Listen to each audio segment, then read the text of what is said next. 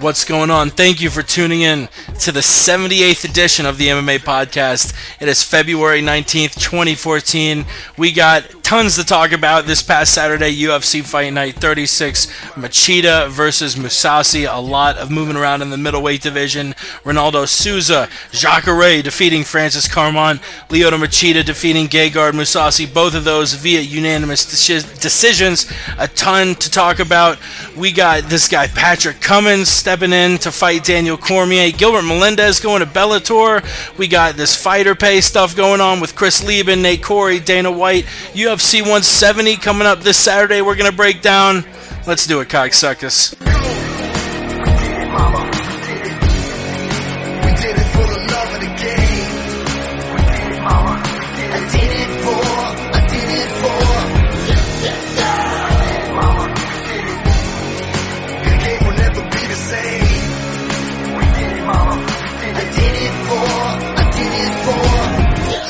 You're listening to the MMA Podcast!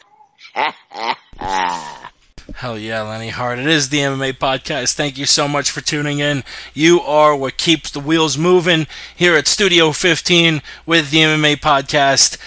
We really appreciate you tuning in. And if you do want to be a part of the conversation, we do this show every Wednesday night. We aim to do it at midnight Eastern, 9 p.m. Pacific. Usually we get caught up just talking and shit and end up starting 10 or 15 minutes late. So you should probably just come to expect that, because that's what fucking happens. We do stream live on Ustream, and like I said, if you want to be a part of the conversation, you can call us. Our Skype name, if you want to Skype us, save a couple coins. It's the MMA Podcast, all one word, THE MMA PODCAST. And you can call us at 213-457-3380. Tweet us at the MMA Podcast.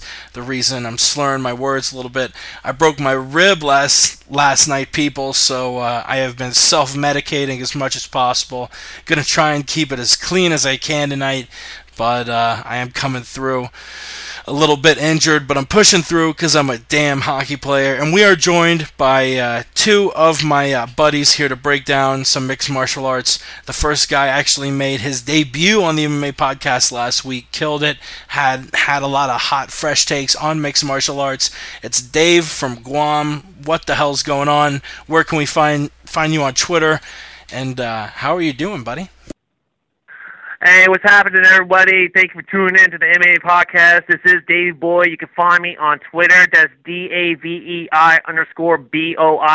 Before we get started with everything, I want to give a quick shout-out to my new followers on Twitter. Big shout-out to Surfer Ken, Surfer motherfucking Ken. Thanks for the follow back. If you don't know who Surfer Ken is, find him on YouTube. He has a lot of cool-ass vlogs.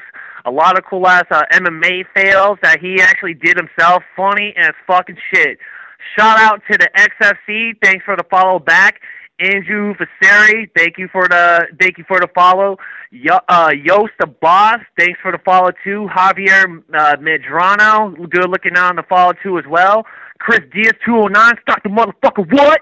And then the MMA enthusiast, and also I forgot to shout out my boy from my Twitter family, my MMA Twitter family last week, Loso Rocks. Even though fucking you start hating on iPhones, Android still fucking suck. I'd rather have a Windows phone, motherfucker. What?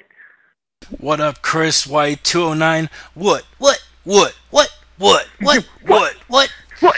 And of course, we are joined by I don't know if I want to call him famous or infamous. You can follow him on Twitter, at least for now, at the Aunt Jimmy Show. I don't know if that's going to be changing. He is the host of the most popular underground podcast on planet Earth, The Word on the Street Show, and that shit is going to ramp up tenfold once March rolls around and Tough Brazil 3 Vanderlei versus Chael versus Vanderlei starts. We're going to have That's right. Coach, Don't say his name first. Coach Jamie motherfucking Hell yeah, Coach Jamie, the living legend Huey, a big part of the Word on the Street. Shout out to Coach Huey. Follow him at Coach Jamie Huey. Ramses, what the hell is going on? Where can we find you? And thank you once again for being a part of the MMA Podcast. Thank you, Jake, from the MMA Podcast. You're welcome, Ramses, from the Word on the Street Podcast. Hell yeah, you can find me on Twitter, The Aunt Jimmy Show. But more importantly, people, I'm glad you're here listening, because at least you're not out there screwing up your lives even more than you're already doing when the show isn't on. Put your ear to the curb. What you're hearing is the word on the street, people. Do drugs to this shit. Thank you for tuning in once again, all the listeners. Shout out to our partners, MMA Mental. Follow them. Follow VJ Jeans, Sweet Pappy Jones, Ross Finkelstein, Yow_the Truth, our boy Alan at Westland Eagle AH, the whole fucking family. We love the shit out of each and every one of you. Shoot. This is unfortunately the last time I'm going to be able to do a live read for AwakeTours.com. We signed a 4-fight contract. I talked to them. They might hop back aboard for summer, but this is the end of their winter promotion. So, very, very sadly, this is the last time you're going to hear me read this beautiful live read. But you know what? Don't cry, because you have to listen, because this is a deal you don't want to pass up. It's half off, usually $4,200. It's on sale for $2,000, and here we go with the damn live read, people. Calling all UFC and MMA fans. Ever wanted to experience the UFC up close and personal with thousands of other fans just like you? We've got the tour just for you. Join us as we venture through fabulous Los Angeles and make our way to the ultimate party town of Las Vegas on July 4th weekend for our ultimate 7-day UFC experience. Get up close and personal with the stars of the UFC, relax by the pool with the UFC ring girls, enjoy the UFC event live in person, and get trained by some of the best names in the industry as we experience all things UFC, MMA, and fighting. This includes a skill and technique session at Eddie Bravo's 10th Planet Jiu-Jitsu in Los Angeles. This includes meet and greets with the UFC fighters, 7 days of 4-star accommodations in LA and in Vegas, coach transport to every single location. They aren't going to have you walk it anywhere. Don't worry about that. UFC July 4th weekend viewing party for the UFC event. Actually, you know what? No, you're not going to be at a viewing party for the UFC event. You're going to get tickets to UFC 175. It's not announced yet, but you're going to get tickets to the event, open workout seminars, passes to the UFC Fan Expo, passes to the UFC press conference, a visit to the Octagon Nation truck, the UFC Expo kickoff party, open workout seminars like I mentioned before, tickets to the UFC event, and I don't know where those tickets are going to be, but I know it's going to be in the MGM Grand Garden Arena, and there is not a bad seat in that place. A Las Vegas VIP bus tour of the Strip, Los Angeles Grand Tour, you get a damn t-shirt, all breakfasts included, and some dinners. It's going to run July 1st to July 7th, like I said at the top.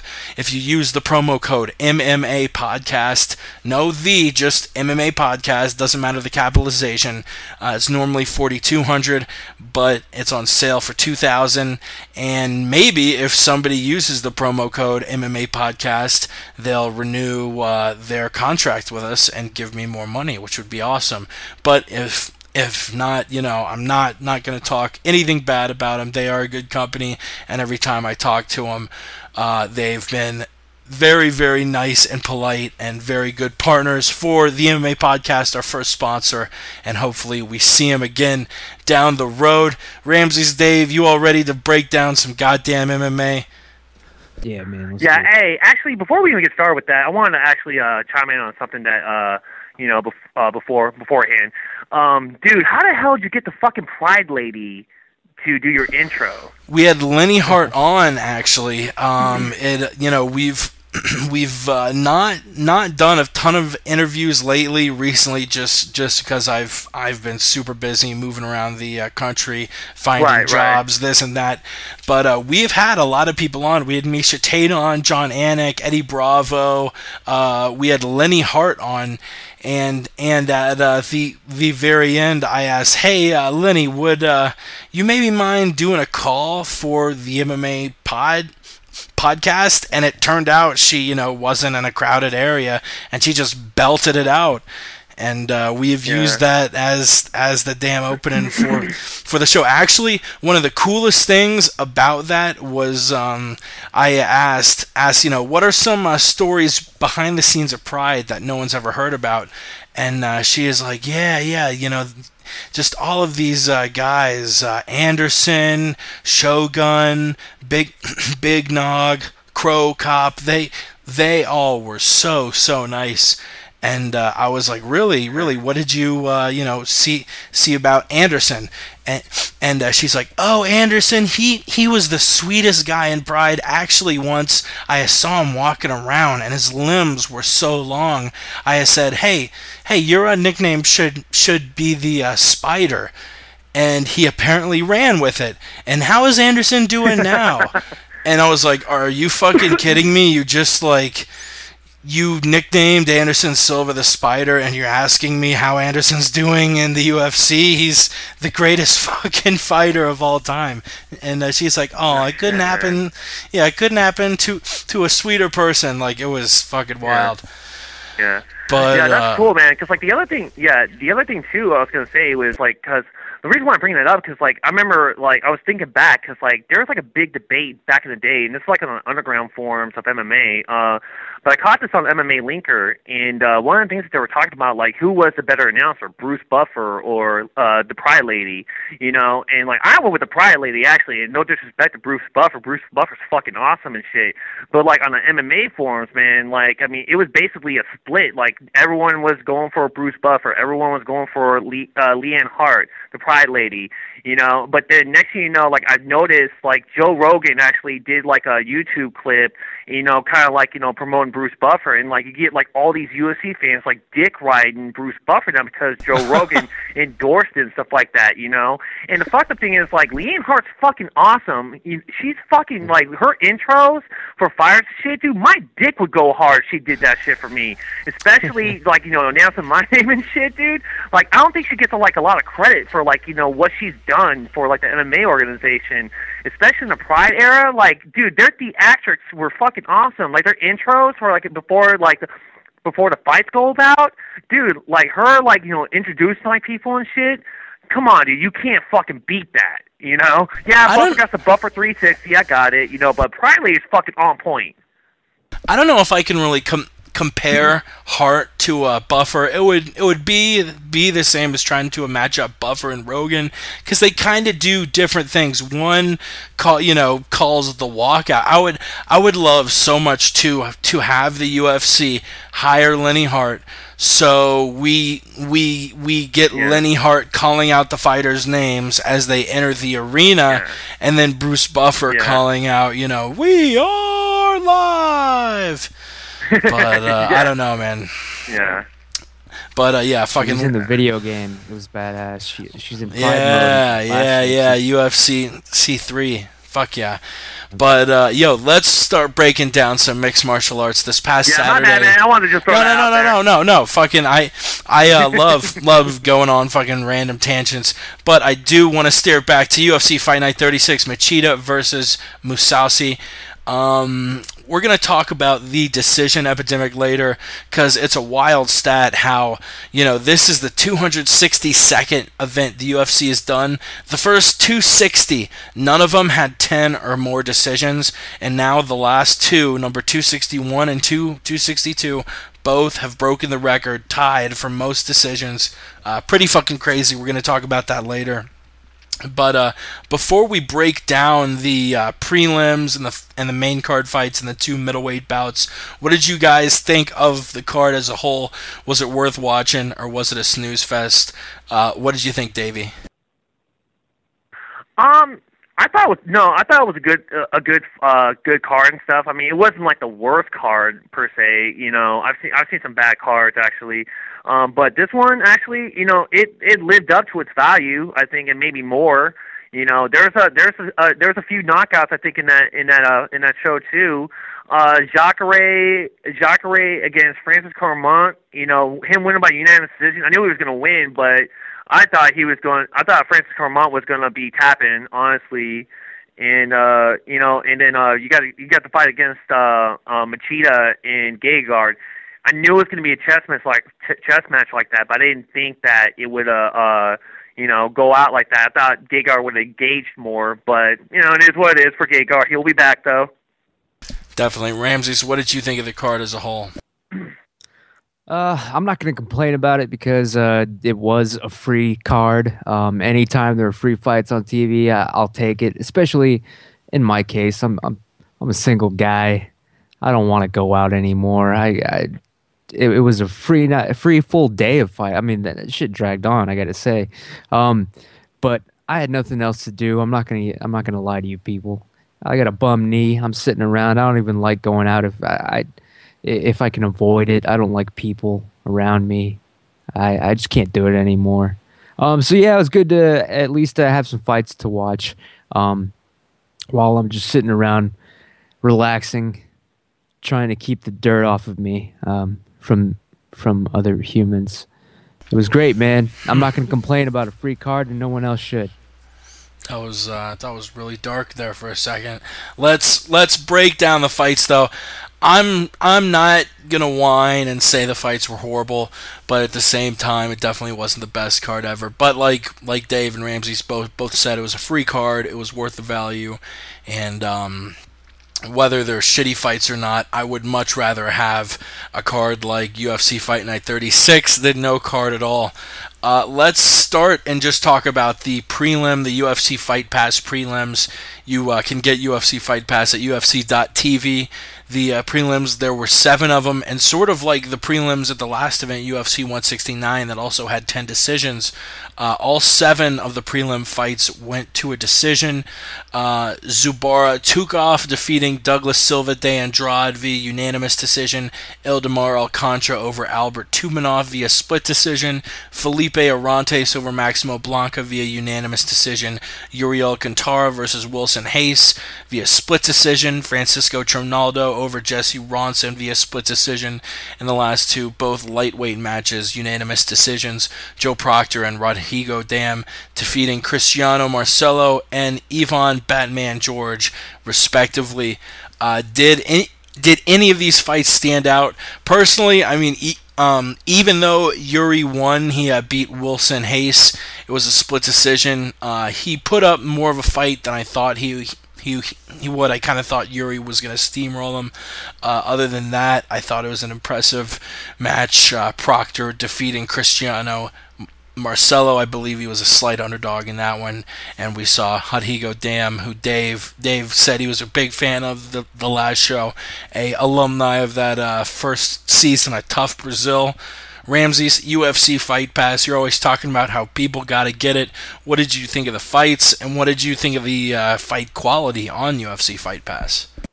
That's actually the only thing that I was impressed with. Of course, the fights. Let's face it, I don't remember a damn single one of them. All decisions. But they did cram 7 fights on the Fight Pass prelims. I think it was pretty much just kind of a good card to kind of test that out.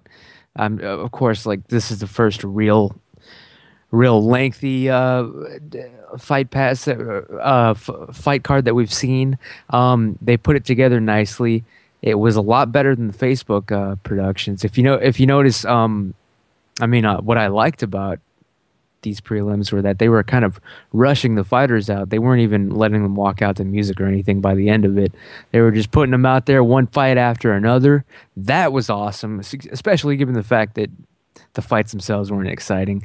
I think there was maybe like the only memorable part is when one dude got just totally kicked square in the junk, and you heard that shit through the whole arena.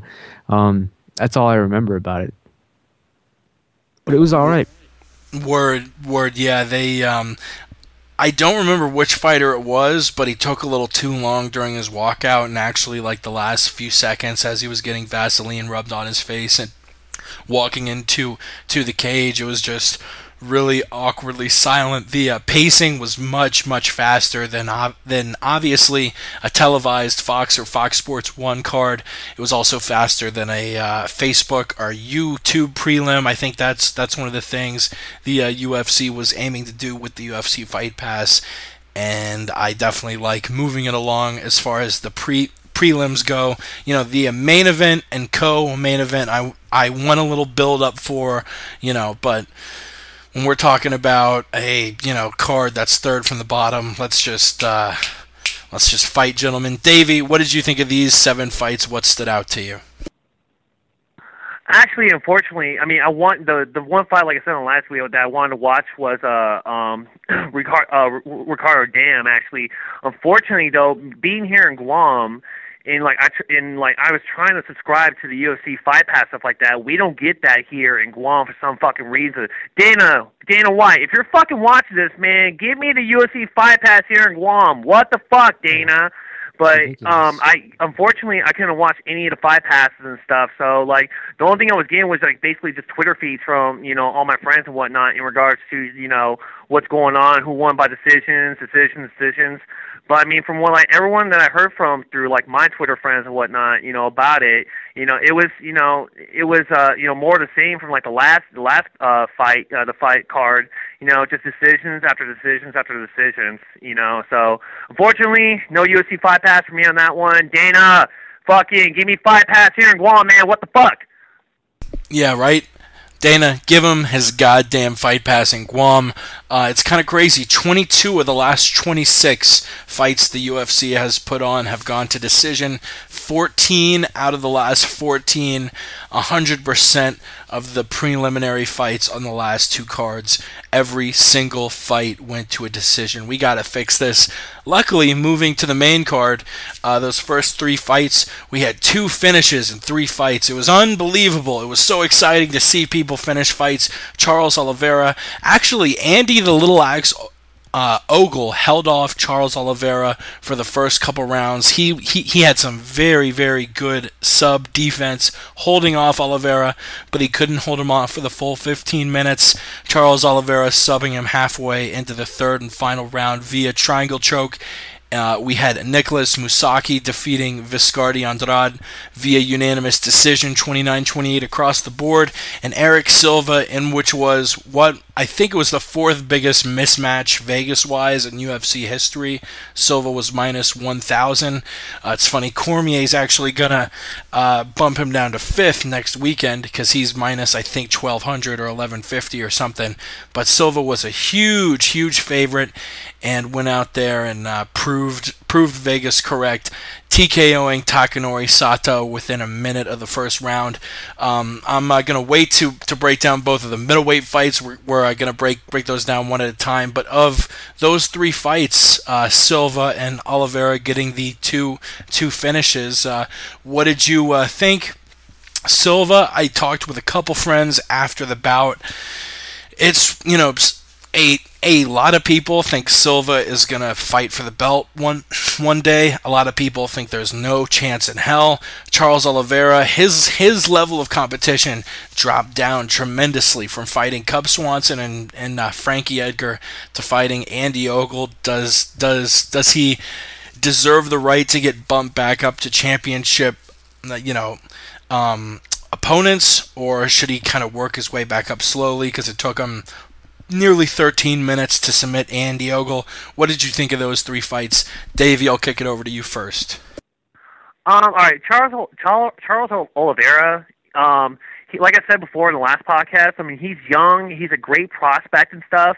Now, I mean, with Cub Swanson, when Cub Swanson knocked him out right there, yeah, that bumped him down hard a little bit. But then when he fought Frankie Edgar, I mean, it was the same in Edgar's side in that aspect.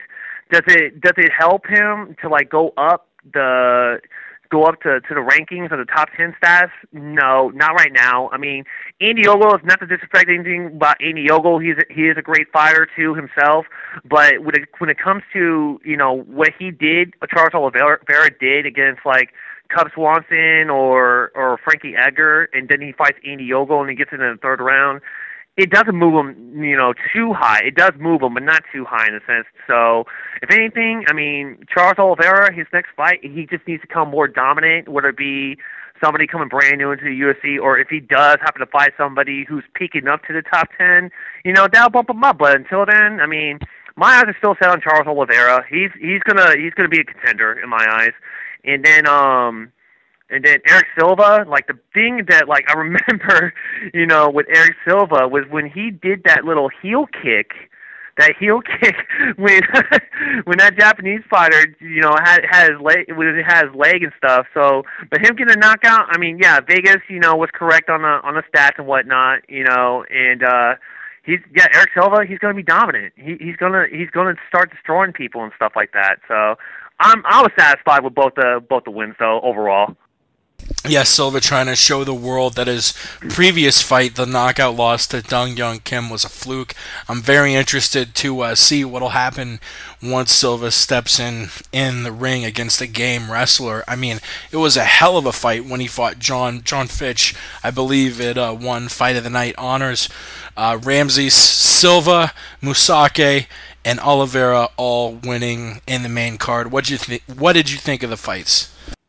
I don't give a damn about Mousasi and Oliveira, whatever. There's only one fight that mattered on the main card, besides the main event, of course.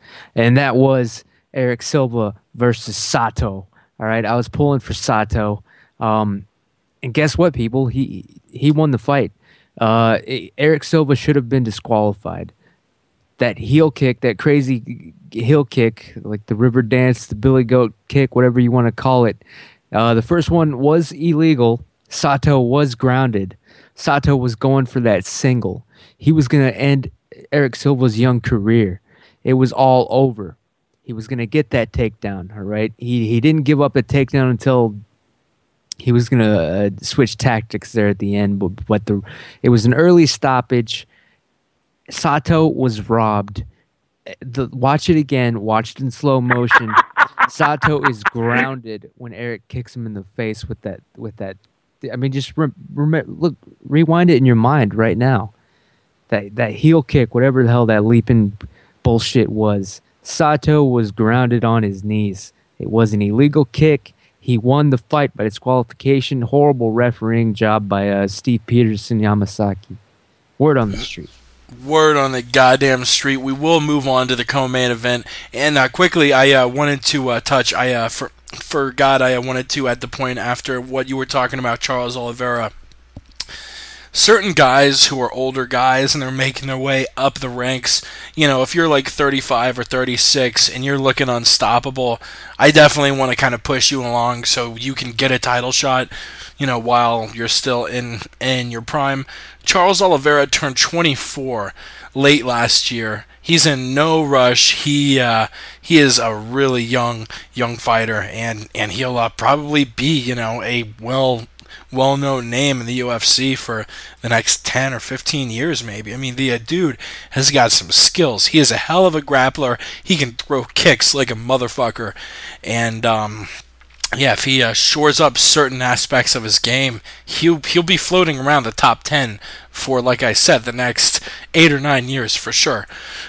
Let's move on. The co-main event, Jacare Souza defeating Francis Carmont 29-28, 29-28, 30-27. Francis showed a little bit of comeback in the second round, but in the first and the third round, Jacare just dominated him. It wasn't the dominant finish that a lot of people thought would happen. Francis definitely showed a lot of resilience there in the second round, but wasn't able to get it done. Ramses, what did you think of the fight? And also, what do you want next for Jacare? Because it's looking like Jacare's behind Lyoto as far as the title shots go. We will obviously talk about Lyoto in the next fight breakdown and talk about whether he should fight the winner of Weidman versus Belfort. But assuming that Lyoto gets the next shot, what's next for Jacare Souza? A lot of possibilities. A rematch against Luke Rockhold, maybe. A fight against the winner of Michael Bisping and Tim Kennedy. What do you want to see, and what do you think of the fight, Ramses? The fight was terrible. It was boring. These guys looked like gassed out amateurs into the first round. It's like they had an agreement with each other not to go 100%. This fight seemed like it was a nothing fight, all right? There's no point that stands out to me at all, except that they both looked like gassed out bums. I'm sorry. Nothing impressive from either of them. The Carmont guy, what the hell is going on with that? He's muscled up to the point to where he can't even... They were fighting outdoors or something, or it was hot or something. He couldn't even take the heat, man. And then we have to listen to GSP whining in French the whole time. It's ridiculous. And the other guy, you can handle the rhythm. Yeah, Jacare, man. Like I don't see it. He hasn't impressed me so far. This fight was terrible. There's nothing else I can say about it. Ramses was not impressed with his performance. Dave, what did you think of fight? You know, the most impressive performance out of Jacare that I saw in that fight, unfortunately, was his little alligator walk. And that's when he knew he won the fight, unfortunately. I thought he was going to fucking just tear through Carmont like fucking paper, you know, and it didn't happen. But did I know he was going to win the fight? Yes, I did. Carmont, I don't know about that guy. I mean, honestly, like him being in the top 10, like, I don't see it personally. And then, I mean, him having GSP in his corner probably put him in the top 10, unfortunately. Just having GSP, you know, as a friend or in TriStar, you know, or whatever, you know, unfortunately. But other than that, I mean, Carmont trying to, like, act all big and stuff like that, like, big, like, where he can't, you know, reach his back pockets because of all his fucking muscles and shit, unfortunately. He didn't prove anything to anybody, honestly. Like I said before, and I'll say it again, Carmont has no reason to be in the top 10 or find a top 10 fighter. As in regards for Jacare, who his next fight is, I would like to see him fight either Luke Rockhold or Michael Bisping, and hopefully it would be Michael Bisping, because I want to see Michael Bisping get knocked out over and over and over and over. Yeah, I want to see Michael Bisping fight Anderson Silva when Silva gets back. That would be a fun fight. We will move to the main event. Lyoto Machida defeating Gegard Mousasi, likely earning himself a title shot at middleweight. The winner between the May fight between Chris Weidman and Vitor Belfort. The judges passing over a scorecard of 49-46, 50-45, 50-45. What did you think of the fight? I actually saw a lot of differing opinions. A lot of people thought that the fight was interesting from a kickboxing standpoint. Both of them, you know, very, very technical expert kickboxers, and a lot of people were saying the fight just blew. And do you think Lyoto's next fight will be for the middleweight championship, Dave? I do think his next fight is going to be against the whoever's going to be champion, whether it be Chris or Weidman, which he will win that fight because Vitor's not getting the TRT exemption. Again, I'll say that. But in regards to, you know, Machida fighting against the new champion, whatever, I think it was like the story was breaking out that like he did something with his foot, but like he doesn't have like a broken foot or anything like that. So I think he's gonna get that next title shot. As in regards to the fight, you know, it went the way I thought it was going to be. Like I said before, I thought that, you know, Mousasi and Machida were going to play that chess match and stuff, but Mousasi couldn't engage. You know, Lyoto was faster. But as regards to, like, the judges' scorecards to decision, that is fucking atrocious right there. It was not, like, two judges scored a 50-45. Mousasi, you know, I think Mousasi won the second round. You know, I think there's a couple rounds where he might have won, might have not have, but, like, clearly, in my opinion, I thought he won the second round. Those fucking judges are fucking ridiculous, dude. Like, there's no way it could have been 50-45. That's what I think. Damn, strong opinions from Dave. Ramses, you have a follow-up from that. What did you think of Lyoto versus Gegard? This fight was fucking awesome. Probably one of the best fights of the year so far. And it did go the distance. The decision, I don't care. It was not boring. It was a technical masterpiece. I was impressed with both Machida and Mousasi, who I really didn't even believe in after that Latifi crap over there and wherever it was, Switzerland or whatever. But he impressed me this time. He took a beating, man. They both beat each other into the living death. It was awesome. They were both breaking bones. I mean, Machida kicked him right there, just cracked his rib like his name was Jake from the MMA podcast. Hell and yeah. then, but Mousasi kept coming at him, man. Mousasi would not go down. There were like several. Machida gave him every opportunity to go down and quit. Mousasi didn't. So I mean, what I loved about this fight, honestly, was the fact that it was not an obvious work. I don't believe it was a work at all. These people, they kept fighting even with broken bones, and that's when you know they're serious. That's the real kind of fighting. You don't see that too often anymore. They kept going. I thought the right person won. But Mousasi, man, I'm not going to... Well, I hope he heals up. Machida literally broke his foot off in his ass. Hopefully Machida heals up because, he will get the next title shot after whoever wins Vitor or Weidman, man. It will be Machida next. But, of course, his foot exploded. Don't believe the lies. That is a broken foot if I've ever seen one, people. Let's see how he heals up. If he can't throw that left kick, Weidman is just going to run him over real bad, just like John Jones did. That's the word. Won the fight, dude. What were they playing? Dance Dance Revolution over there? They kept tapping around and shit. Yeah, a lot of the stand-up was just seemed like just a glorified sparring session, as my buddy Chris likes to put it. And Ramses, I actually wanted to give you props because I didn't really spot it, but around the second or third round, you said, "Yep, Lyoto broke his foot," and then after the fight, we hear, "Yeah, Lyoto's got a foot injury." What did you see that you were like, "Oh shit, Lyoto's foot is broken as fuck"? You still with us, Ramses? Oh, looks like he cut off the call for some reason. I'll try and call him back. He's maybe having internet problems over in Austin, Texas. Ramses, are you with us? Yeah, I'm back. Sorry about that, people. It's all good. Literally just crashed. It blew up. It said Skype was done. That was it. Would you like to send a report? No. I'd like to be back on the MMA podcast. That's right. I was actually mentioning it was pretty impressive to see you call the injury in the second or third round, saying like, "Yeah, Lyoto's got a broken foot." What did you see that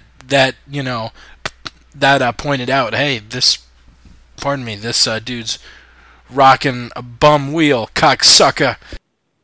Well, I have a pretty screwed up knee. It's a chronic injury, keeps persisting. I need surgery on it eventually. But basically, I've lived the past couple of years of my life knowing exactly what someone with a fucked up leg walks like, how they try to disguise it. And honestly, it did. Machida was visibly like he had a limp. Spring wasn't there anymore. It was clear. Damn, the way he was throwing everything into that foot. It's a foot kick, and Jesus, that's easier to break than what happened to poor Anderson. So yeah, I knew the incident happened. Like I could hear it in my head, if that makes sense. You could just hear it, even though there was no sound. But yeah, it's a damn shame. It's all ballooned up. He's not going to be throwing any damn kicks anytime soon. He's got to learn how to fucking use his fucking heel or his shin or something. I don't know, man. And Weidman, definitely the best thing that could have happened to Weidman is this foot break. That's the word. Yeah, as Weidman, if he defeats Belfort, his next opponent will probably be Lyoto. I guess that wraps up us breaking down UFC Fight Night 36. Let's get to the news.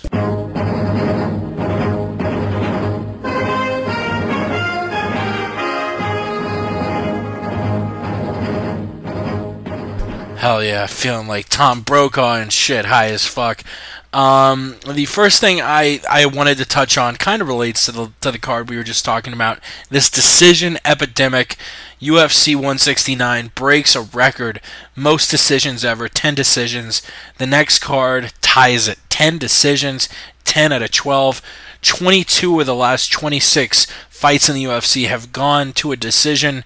What's the cause of this, and what's the solution for this? Ramses, you have any thoughts?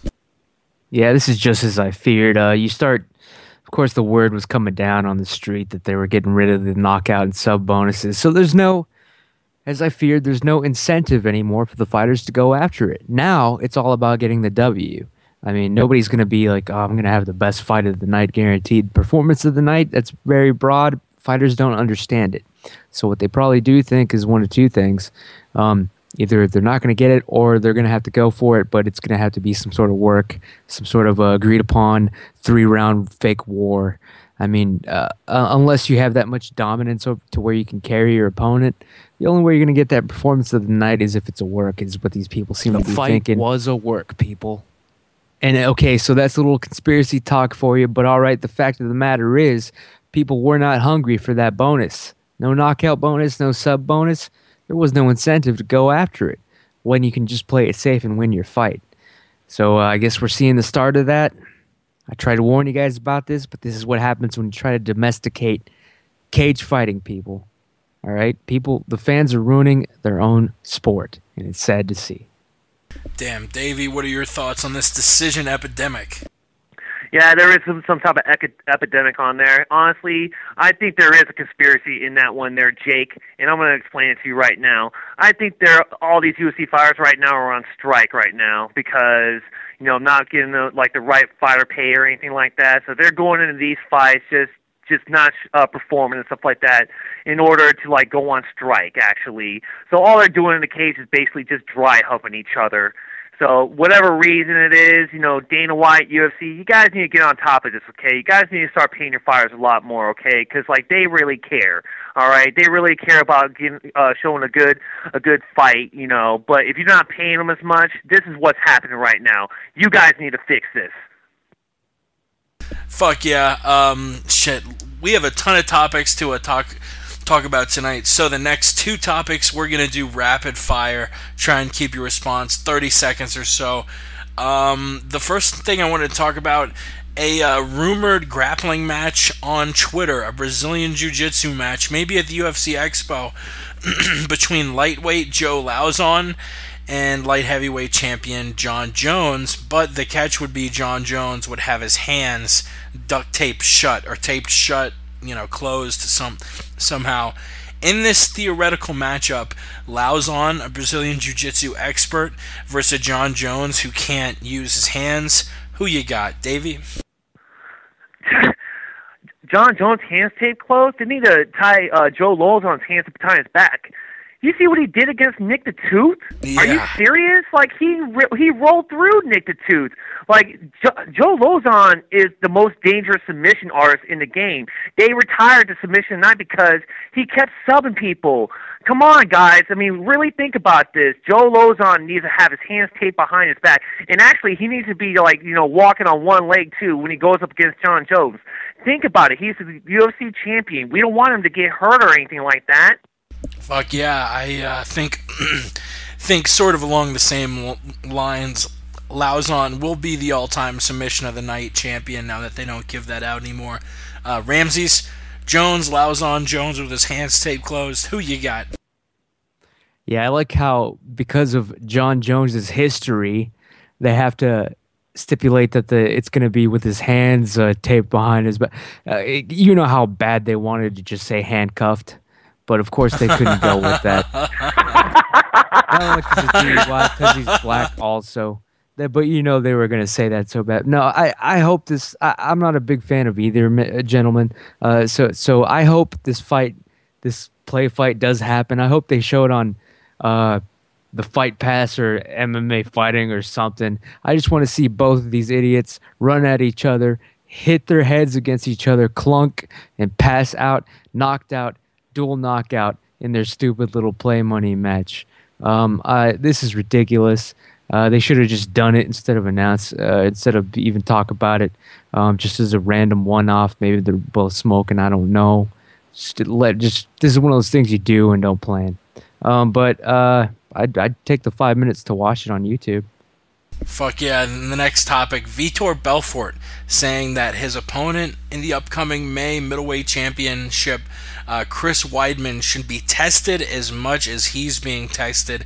Do you agree? Personally, I can see the argument he's making. If you're fighting a guy and they're testing the shit out of you, well, why don't you test my opponent too? But I can't agree with Vitor. He literally has sort of turned into the Barry Bonds of MMA. TRT'd his dick off in Brazil and has tested positive for steroids before. So, just be happy that they're letting you fight in Vegas, because you've failed drug tests before, and, just make sure you don't get popped. I don't know really where the motivation to make this statement comes from, because Vitor and everyone else knows that Chris Weidman isn't juicing. Ramsey's thoughts on what Vitor is saying about Weidman. He should be tested more apparently. Yeah, well, him wanting Weidman tested as well, that's only fair. I mean, if they're going to do it to one fighter, you got to do it to the other. It doesn't matter about their prior history. The Vitor's getting, apparently, quote, the shit tested out of him. He supposedly got off the plane in Vegas, and the first thing they did was have the piss cup waiting for him. Maybe that happened, but I guarantee you, after that, he got off the tarmac, went right to the luggage, and picked up the steroids in his suitcase. All right. And then Vitor also, the funny thing is, this is a guy last week saying everybody does it. Everybody's on something. And then today you're saying he's claiming I don't believe that Weidman is on steroids, but I just want to have him tested. Which one is it, Vitor? You're not making any sense, just like you never do. But God bless him, because a year ago the word on the street was that he was never going to be allowed to fight in the U.S. again. That was the big story. But here he is, people. Money talks. Word on the street. Davy boy, the pipes are calling. All right, I can see the argument when it comes to Chris Weidman getting tested as much as Vitor Belfort. I do, but it doesn't take the fact that Vitor Belfort is a fucking cheater. Okay, the motherfucker tested positive for steroids back in 2008 or whatever. Okay, and then I remember watching, I can't remember what it was. I think it was ESPN. They got this whole talk about TRT. Vitor was avoiding those fucking questions like the plague. And then next thing you know, you see him knock out Michael Bisping, which I was fucking happy about. But then to come to find out the motherfucker was cheating, And then he's fucking talking about, oh, I told everyone that I needed to tell. You didn't tell the fighter, you fucking moron. At least give him the courtesy, to say, hey, listen, I'm on a TRT exemption and shit. Vitor, you're a fucking cheater, okay? Yes, in all fairness, more likely, Chris Weidman should get his test as much as you are because of the position that you put Chris Weidman in, okay? He's fighting you, and because of what the fuck you done in the past and shit to get all bulked up, that's why he has to fight you, because of the situation you put him in. Not because of the fact that it's not fair or anything like that. In all technicalities, yeah, he should, because you're getting tested this much. But other than that, Vitor, you're going to lose because you're going to be flubber when it comes to fighting Chris Weidman. You're not going to be the same as you were going to be in Brazil. Yeah, definitely. In Brazil, in the words of Joe Rogan, Vitor was juiced to the gills. I mean, it's really wild to look at pictures of him from even as recent as 2010, 2011 to now 2013. That guy is that's not a normal body frame. Also, our boy Mystery Meds, Mystery Deja, follow him MYST3 RYDEJA. He just tweeted into the show. I'm gonna Nancy Kerrigan Vitor before the next fight. Let's see how his magical TRT helps him then. Hashtag kaboom. And if you want to tweet into the show, be a part of the conversation, like I said at the top of the show, we encourage it. Just tweet us at the MMA Podcast or call us 213-457-3380 or Skype us, the MMA Podcast, whether you just want to break down a topic, you have a certain thing you want to talk about, or you want to jump in and break shit down. If you're calling us, that phone bill's on you, so do whatever the fuck you want. It's an open forum here at the MMA Podcast, you silly bitches. Another thing Rogan would say. I'm quoting him all goddamn night. Let's move on. The final topic before we get to the 10 solid seconds of sports.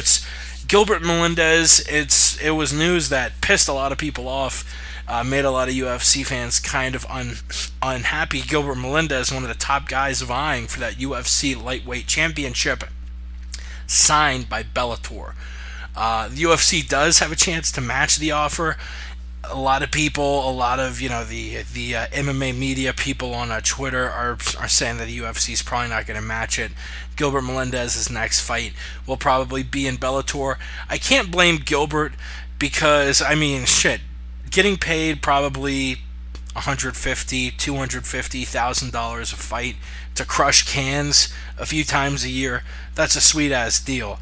But, man, I don't like the UFC not trying harder to keep people in the top 5 of certain weight classes. The reason the NFL is awesome, the NBA, the MLB, the NHL, whoever, they have the best players in the world, and that's why we watch. And I have zero problem with the UFC being the main MMA organization in the world, because I don't want it to turn into something like boxing, to where there's Top Rank and Golden Boy and different promotions, and you have the IBF and the WBO and the WBC, and you have like 5 different groups giving out belts, and there are like 20 different weight classes per organization giving out belts. It just turns into a giant clusterfuck. I love how the 9 belts the UFC gives out, the 8 men's belts and the 1 women's belt, soon to be 2 women's belts. I love how those belts are the crowning achievements in mixed martial arts. A Bellator belt doesn't match up. Strikeforce, rest in peace. WEC, rest in peace. World Series of Fighting, killing it. RFA, killing it. But nothing matches up to getting that UFC championship belt. And I just don't like seeing things like this happen, because it does take a little bit of luster off the UFC name. And I don't want to have Gilbert over there killing it in Bellator, and we have Pettis as the UFC champion, and no one knows, and everyone's talking about, oh, what if Gilbert and Pettis fight? We'll probably never see it. I don't know. It just bums me out. I've been yapping my ass off for like a couple minutes now, nonstop. Davey, what do you think about this Gilbert Melendez mess? Will the UFC match the offer, and what does this say about the UFC? Well, you made some good points, actually. I want to just put that out first off. I mean, I think the same way you do when it comes to this whole moving from Bellator to UFC and stuff like that, and how people are taking this and stuff. I think if anything, what the UFC is probably going to try to do is maybe talk to Gilbert somehow, some way. I mean, and there was other contributing factors into that where Dana was discussing about this. His manager is like the same manager for GSP, and right now GSP is like saying all this fucking shit about the UFC and stuff like that. So like. Could there have been something in regards to maybe the manager of GSP and Gilbert Melendez, and him going to Bellator? I mean, I could see that, when it comes to that. But for the UFC to match it, I don't think they're going to do it, because they're not going to be a hypocrite when Bellator was trying to match the UFC's contract when they were trying to sign Eddie Alvarez, and it took Eddie Alvarez a long time to fight because of it. He almost went to court because of this. I don't see the UFC going to do something like that. And if they did, the Bellator is going to try to expose, this right there. It's like, oh, okay, so Eddie Alvarez wasn't good enough for you to keep fighting for, but Gilbert Melendez is. So, but in all essence, I mean, Bellator, if the UFC doesn't match or anything like that, Bellator is going to get, a great fighter. Now you got Chandler. Now you got Alvarez. Now you got, Now you got Gilbert Melendez, and like I remember watching, Gilbert Melendez fight over in Strikeforce, and they were even talking about him fighting Eddie Alvarez. So like, and that would be a fucking fight right there too. I mean, and not to say anything bad about Chandler. Chandler's going to be a good fight too for either one of them too as well. Good move for Bellator. I mean, yeah, it just sucks for UFC, but do they have a roster to where they can work away from Gilbert Melendez? Yeah, they do. So, but I think if anything, they can't. They're probably talking to Gilbert or anything like that. But are they going to match? No, they're not. Yeah, that might unfortunately be the case. Ramses, what are your thoughts on the Gilbert Melendez mess? Well, Gilbert Melendez versus Diego Sanchez was the first live UFC fight I ever saw with my own eyes in person, all right, in Houston here at UFC 166. It wasn't all... But even that, it's not enough. It was one of the greatest fights in UFC history. I mean, it's in the top 20 or something maybe. But I'm sorry, that's not enough to keep my respect, Gilbert Melendez. I've kind of lost it for him as a fighter after this nonsense. This is just ridiculous. Basically, he bit the hand that fed him, all right? The UFC getting him in there, they gave him an automatic title shot. I mean, let's face it. They gave him money. He went 1-1. He almost got knocked out by Diego, all right? And Diego's good, exciting fighter, but he's mid-tier, man. And he almost took out Gilbert Melendez. And Benson Henderson, he couldn't do anything really. I mean, he couldn't decisively win against Bendo. And then he asks, after that, after they've given him everything, every chance in the world, even a chance at the belt, he sits there and he's going to ask for a raise? It doesn't make any sense. He's playing both sides. I don't respect that. If you're trying to negotiate your way to a title fight, that's ridiculous. No one has ever negotiated their way to a title, all right? And he basically, if you're a fan, you should lose respect for him too a little bit, because he's robbing you of the chance to see him against the greatest, all right? He said no to fighting. He doesn't want to fight the best in the world. He just wants the money. And I don't respect that. You wouldn't see a Chael Sonnen ever doing that. So Gilbert Melendez, man, good luck to you fighting Chandler Alvarez, however many times you want to fight that guy, because that's all you got left now. That's it, man. I'm sorry, and that sucks. I disagree. Gilbert, make that money. Don't listen to Ramses. It is, if other leagues in football, basketball, baseball, or hockey were offering comparable contracts to players, there would be competition. But what these leagues have done, they offer more money. And if you're not going to pay as much as these lower level companies, these lower tier organizations, that's on the UFC. That's not on Gilbert. Especially if Bellator is offering him more money than the UFC. You're gonna ask him to take a pay cut. So what? Oh, you can fight for this one organization and it has more fans. Yeah, you'll be a little bit more marketable. But hey, let's not forget one of Gilbert's best friends is also a championship contender in the same exact weight class in the UFC. That might play a little bit into it.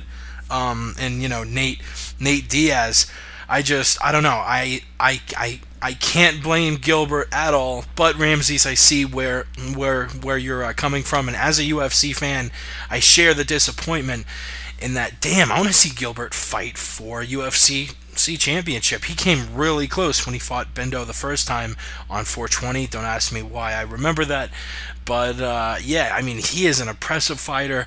Wins a ton of fights, was a beast over in Strikeforce, and seeing him leave is not something as a UFC fan I'm pumped about at all. Let's change gears. We got a few more news topics to break down before we break down UFC 170.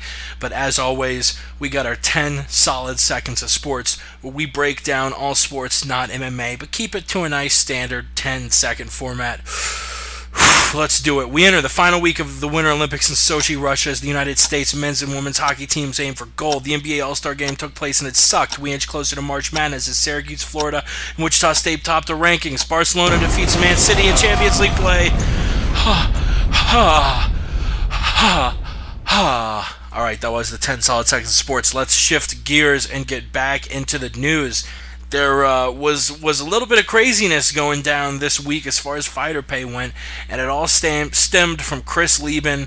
We've heard a lot of stories about Lieben, who recently retired, said that for a good chunk of his career he spent all of his money on drugs, was really down in the pits. Sent out this tweet earlier last week saying that, you know what, I wish I'd spent my time being a truck driver instead of working for the UFC, because, you know, I have all of these bills, I'm down at the dump, I got nothing.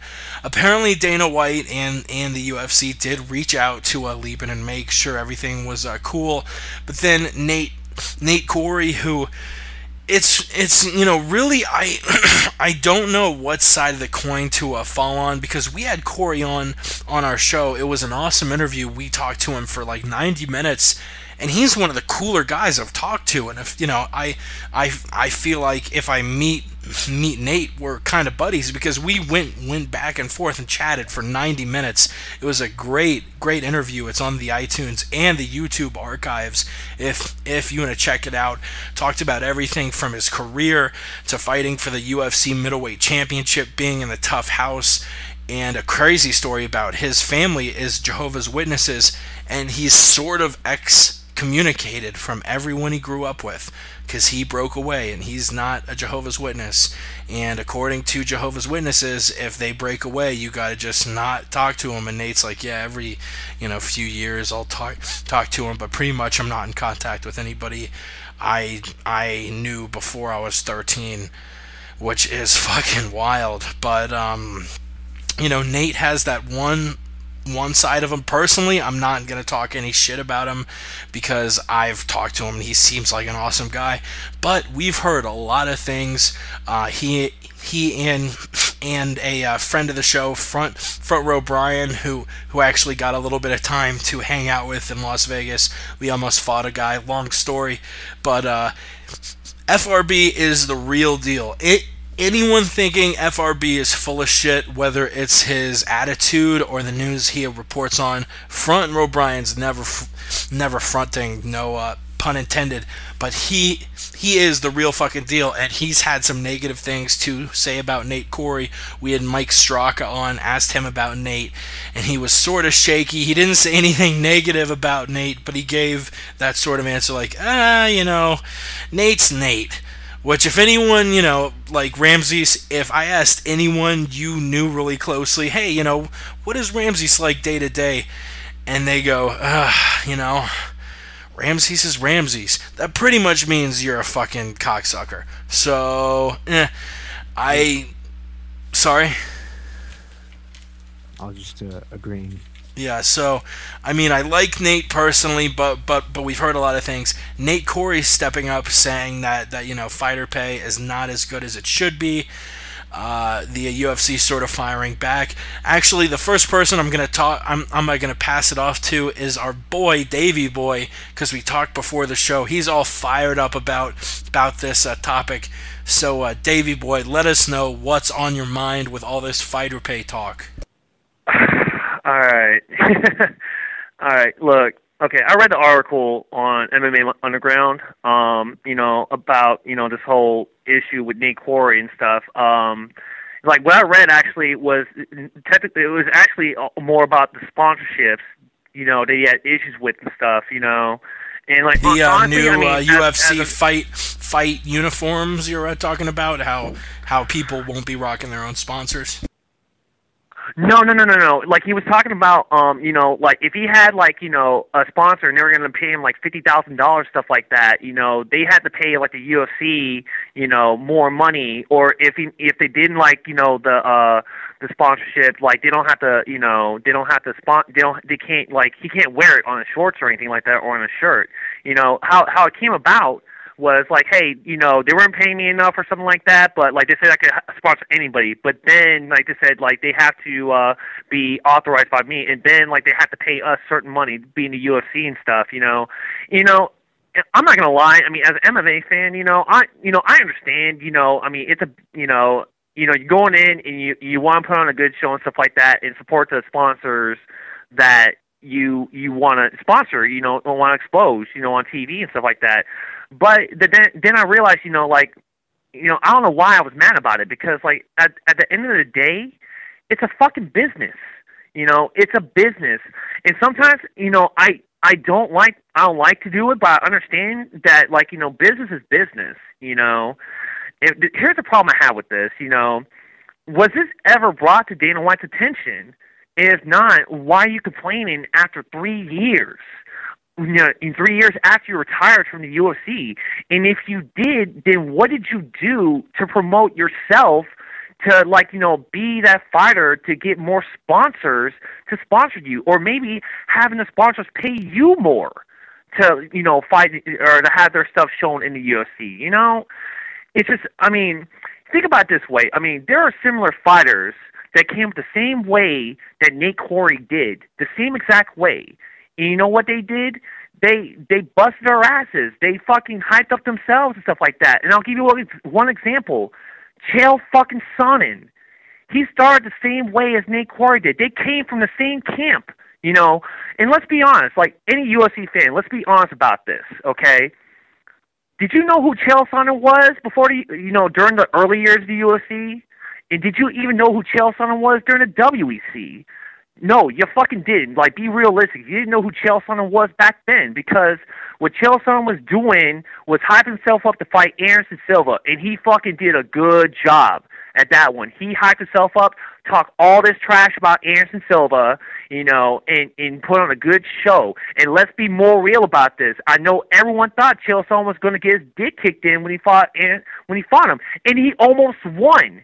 In that mind right there, the UFC machine saw him as a fucking brand, because Chael Sonnen busted his ass, hyped himself up to get more fucking sponsors. The guy started out with his fucking purse of $10,000 at the lowest. The guy's making over $100,000. And this ain't even like counting his bonuses. This ain't even counting like Fight Night, Submission Night. This is his purse. At the highest I think Nate Corey made was like, I think, $60,000. And I'm not trying to disrespect Nate Corey and stuff like that. He's a great fighter. Like, he was a pioneer. He was a supporting pioneer of the UFC and what they are right now. You know what I'm saying? But this is a difference, with Nate Corey at that time and Chael Sonnen around the time before Anderson Silva.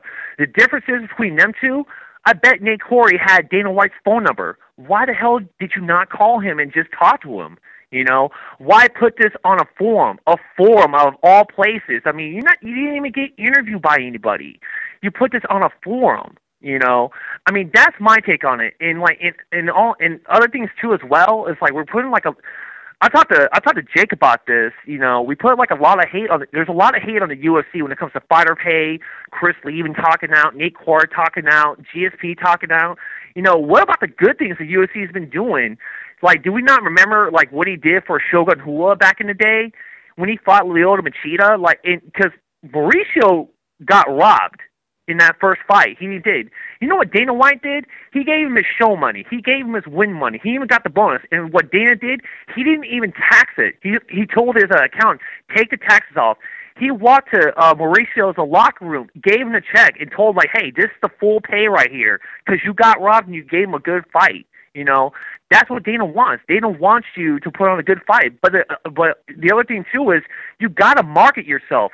Yeah, you're in the UFC. Yeah, there's like a misconception that if you make it in the UFC, you're going to make millions. They'll help you, promote you and stuff like that, but you got to go out there. You got to promote yourself to where sponsors are asking you to, like, put their logos on your shorts and stuff like that, Like I said, this is no disrespect to, like, Nate Corey and stuff like that. Abay's a good guy and stuff, but, like, he could have taken this a different way. Personally, that's what I take on. That's word on the Twitter feed of Davey Boy. That's the word on the Twitter feed of Davey Boy. Ramses, what's the word on the street? I kind of have to echo it. I mean, these fighters complaining about the UFC and the fighter pay. I've said it before. It makes me sick. All right, it's ungrateful. These people get a chance to do supposedly what they claim they want to do with their lives, their dream job. They get to live it out, and they're going to sit there and complain, ask for more money, try to negotiate before every fight. That's not how it should work, all right? If you're a fighter who's looking to get into it with some sort of retirement plan in mind. Oh, I can be a fighter and retire off of this. You have fucked up and made the wrong career choice. Okay, the life of a fighter is not one of someone being. It doesn't come with a retirement package. All right, there's a reason boxing doesn't either. It's not going to happen unless you're extremely lucky and manage to stay that way and healthy. And honestly, it's even then you're going to end up fucked up. All right, this is not a job that you seek retirement out of. You're getting into it for the wrong reasons if you're expecting that. You want to go for the belt. You want to go for the most money, definitely. But that's not what it's about. At the end of the day, you're a cage fighter. All right. Like I said, you can't domesticate that. And the fighter uniforms, I gotta say, if you're gonna be one of these people complaining, expecting that NBA, NFL money, and benefits and packages and all this sort of this and that, but you're against a uniform, I got news for you. Like I said, the NBA and the NFL, they make their stars, even the biggest ones, wear their uniforms. That's just how it goes. You have to have brand control. Obviously, if you've ever seen a replayable fight these days, or even on someone Fight Pass, they got to blur out sponsors now because the deal fell through or somebody got screwed or this and that. This will eliminate that problem going forward. Obviously, you know the UFC's got to make money too. They do charge a premium to advertise on their product, but that's how every other sport works. I'm sorry, but they have enough money to pay their fighters decently. Again, it's America. It's a private company. They make more than what's on paper between you and me, and it is a business where you can turn $8,000 show money into over $100,000 if you put on a good enough fight. And I wish my job offered that sort of bonus. Word on the street. Yeah, I agree with the UFC uniform thing. I don't mind them doing that, but I don't know. MLS players make more than UFC fighters, and the percentages that reportedly the UFC pays out, it's fair, but it could be better. I'm not going to be one of these people that jumps all over the UFC and says, oh, they got to pay them more, this is fucked up. But at the same time, I think paying them more would influence more people to get into mixed martial arts and would just make the sport that much better. But let's move on quickly. This will be another rapid fire topic. Before the show aired, literally an hour or two, a friend of the show, Amber Matthews, she was on the word on the street a few weeks ago with Coach Jamie Huey for his birthday bash. Amber Matthews tweets at Matt Serra. She's you know, I think she's in business with Hughes. What is her title, Ramses? She's setting up wrestling seminars with him and stuff. Right. I don't know. She's the vice president of everything, basically. Yeah, she is the vice president PR, of Hughes Enterprises, whatever you want to call it. She's working with Hughes. She tweets at Sarah, hey, you know, it would be really cool to see you and Hughes do a exhibition 3-round fight at the Expo. And Sarah says, if I'm going to train, I want to train for a real MMA fight so I can slap him. And Hughes says, you might need to lose some weight first. And Hughes says, give me a 5-month training camp and we will do this shit. And Hughes said, if you're in and Dana White's in, I'm in. So a little bit of a rumor now. I actually put it on the Mixed Martial Arts Reddit, and within an hour it sprung up to #1 on the MMA Reddit. Everyone's buzzing about it. Hughes versus Sarah 2. The matchmaker of this fight would be Amber Matthews, doing work on the Twitter. And the two obvious questions that pop into mind: A, are you interested in seeing Matt Hughes and Matt Serra duke it out in a rematch? And B, who you got in a rematch, Ramses? Yeah, I guess this would be it would be kind of funny to watch at this point because come on, let's face it, Matt Serra's out of shape. Yeah, I agreed on that one actually. To a ridiculous extent, he's out of shape. All right, he's saying he'll need 5 months to even get to the point to where he can work an exhibition. Did you see him on the last Dana White vlog? Dude has got pipes. Give him 5 months. he could probably cut down to welterweight. I think he has said he's floating around like 200 now, which, you know, a 5-month camp, 30 pounds, that's very Yeah, doable. he got that Godfather Jabble Jaw actually going on. It's still ridiculous. It wasn't like Sarah was, you know, it wasn't like Sarah was ever skinny. He never really rocked a Nate Diaz physique. No, but he could have cut down to 155 though, but he never Easily. has, or never did it ever again. Oh, like he could have earlier in his career, but in this fight, it would have to be at welterweight. He'd probably be dying trying to getting cut to welterweight. Oh yeah, it would kill him quicker than you're gonna see DC look dead on Friday, man. Cormier, rest in peace. I think Anthony Johnson would have a better chance of cutting to 170 than Matt Serra. Yep. Damn. Yep. You're exactly right. I think man. Sarah could do it. I mean, people were talking shit about BJ. Oh, he could never make featherweight. I think dude is walking around at like 155 now. BJ was lazy though. You're right, he was. But yeah, with Matt Serra, dude, let's face it. He even said the reason he's not coming back, he had like several like ribs removed or some bullshit. He's done, people. This isn't gonna happen.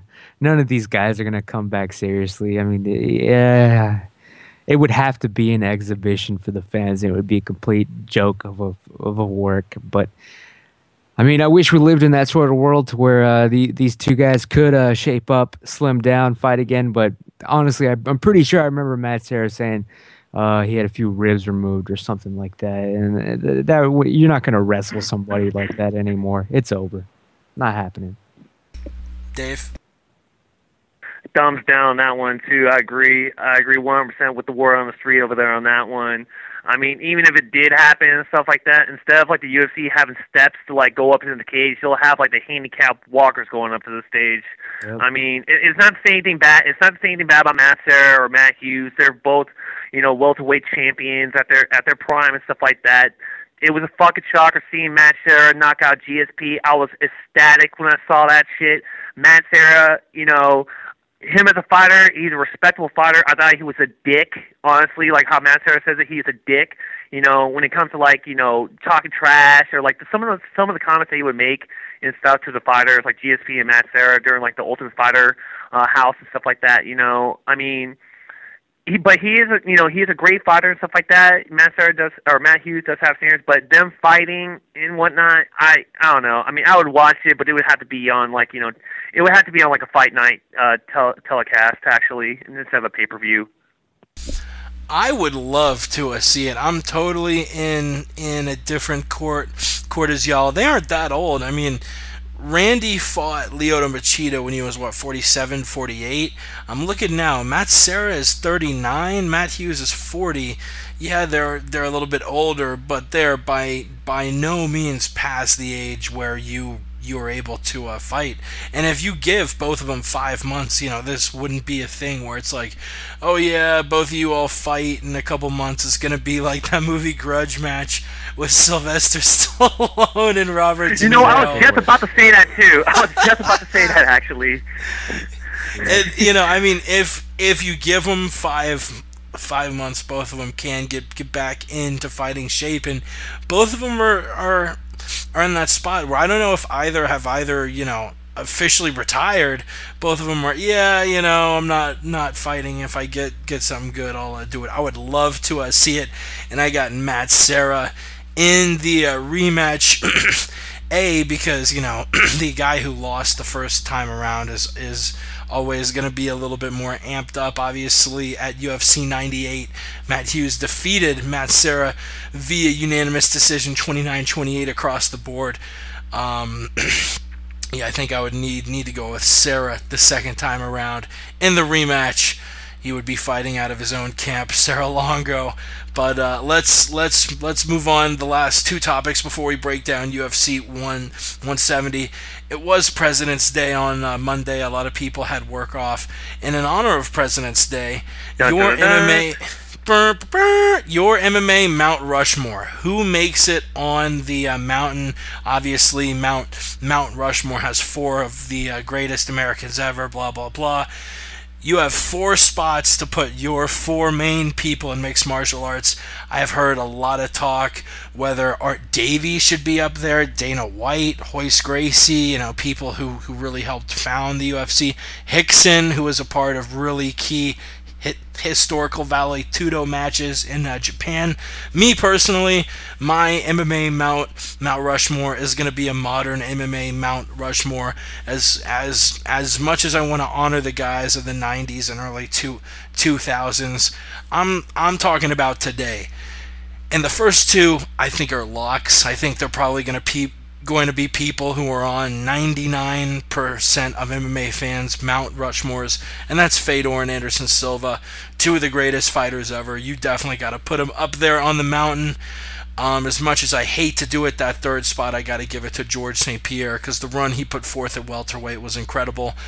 The 4th, I almost give it to John Jones, and there are a ton of people, whether it's John Jones, whether it's Chael P. Sonnen, whether it's Dan Henderson, Sakuraba even. I mean, God, there are so many names. Randy, Chuck, Dana, like I mentioned before, but I got to give that 4th spot to 2 weight class division champion BJ Penn. He had such a great he had multiple great runs in the UFC, and they weren't these runs in Japan like Vanderlei had, where we knew half of the fights were works. This was the Zuffa era of the UFC, and he fucking killed it. BJ Penn earns the 4th spot. Dave, I'll throw it to you first. Who makes it on your MMA Mount Rushmore? I would say actually maybe some of the UFC Hall of Famers, maybe like, Ken Shamrock, Tito Ortiz, even Randy Couture. I bet Dana would love to see them on Mount Rushmore, actually, inducting them into the Hall of Fame. That'd be fucking awesome. No, actually, all jokes aside and stuff, that's a BJ Penn has to be up there first. Like BJ Penn, that motherfucker's a fighter, even though he is lazy, but that guy does come out there to fucking bring it. I would put BJ Penn up there first. Same thing with GSP. GSP being up on Mount Rushmore, we should have an alien spaceship too hovering over the GSP Mount Rushmore head too as well, since he's talking about aliens nowadays. But GSP, yeah, he should be up there too. Chuck Liddell should be up there, honestly, too. And then, who's the other one? Hoist Gracie. He did something, during the dark days of the UFC and stuff like that. None of this would have probably happened if it wasn't for Hoist Gracie and just giving more awareness to Brazilian Jiu-Jitsu. A karate guy is not the most dominant fighter in the world, unfortunately, or a sumo guy and stuff like that. They compiled all those fighting styles together, and what came about was Brazilian Jiu-Jitsu.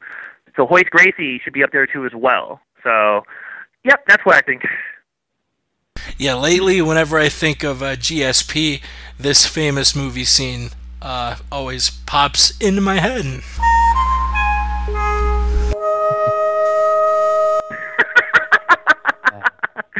Oh, hell no.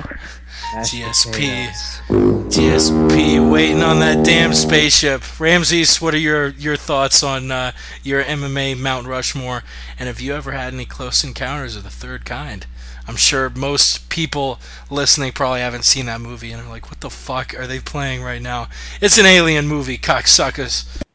Directed by Steven Spielberg, one of his lesser-known and watched movies, Close Encounters of the Third Kind, people. I've never had that sort of encounter. That would mean that you're actually face-to-face with an alien.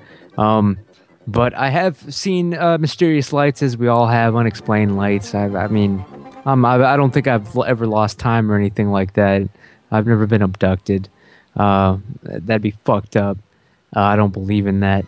But yeah, on my MMA, my Mount Rushmore, definitely have to be led off by, of course, Chael Sonnen, Eve Edwards. You got to put them up there, right? People wouldn't even know. Thug Jitsu for life. And then Thug Jitsu, Eve Edwards, no shit. Hell yeah, man! I'm his biggest fan. I have an honorary black belt in Thug Jitsu, but that's a story for another time. Third spot on Rushmore would have to go to Dana White. And the final spot, I would have to give that to the man that we saw get robbed here the other week, Sato. Sato, definitely. He won that fight. Eric Silva, you're a bum. I demand a rematch. Sato. No love for Brian Ebersol. Not this time, man. Aren't there only 4 faces on Mount Rushmore? Correct. Had to narrow it down, and I'm sorry Sato stole that slot just because he got robbed, all right? So Brian Ebersol did too last year, but so far this year he has not been robbed. But it's coming. Yeah, his last fight I actually saw in person over at UFC 167. He unfortunately lost to Rick Story. Final bit of news before we give you another Ramsey's Fight Tip, the most popular segment in the history of this podcast, and then break down UFC 170. Rashad Evans, a bit of shitty news. He was obviously going to fight Daniel Cormier. We will later on in the show break down Daniel Cormier and Patrick Cummins. Cummins sort of coming out of nowhere and replacing Rashad Evans. Originally, the story was that Rashad Evans had a minor knee injury and would only, be out 4 to 5 weeks. Now, unfortunately, the news has surfaced that it was a knee injury that required surgery. He's going to be out for 6 months. I don't think this is really that big of a detriment to his career. He's still relatively young. I don't have his age in front of me, but I'll try and Google search him while I talk here, see if I can do both things at the same time. Rashad Evans is 34 years old. The question is, he's definitely in that top 5 at light heavyweight. Currently, you obviously have Glover, who's going to be fighting for the championship next. Gustafson's probably next in line after that. Cormier's probably next in line after that. Rashad Evans is currently number 3 on the light heavyweight rankings.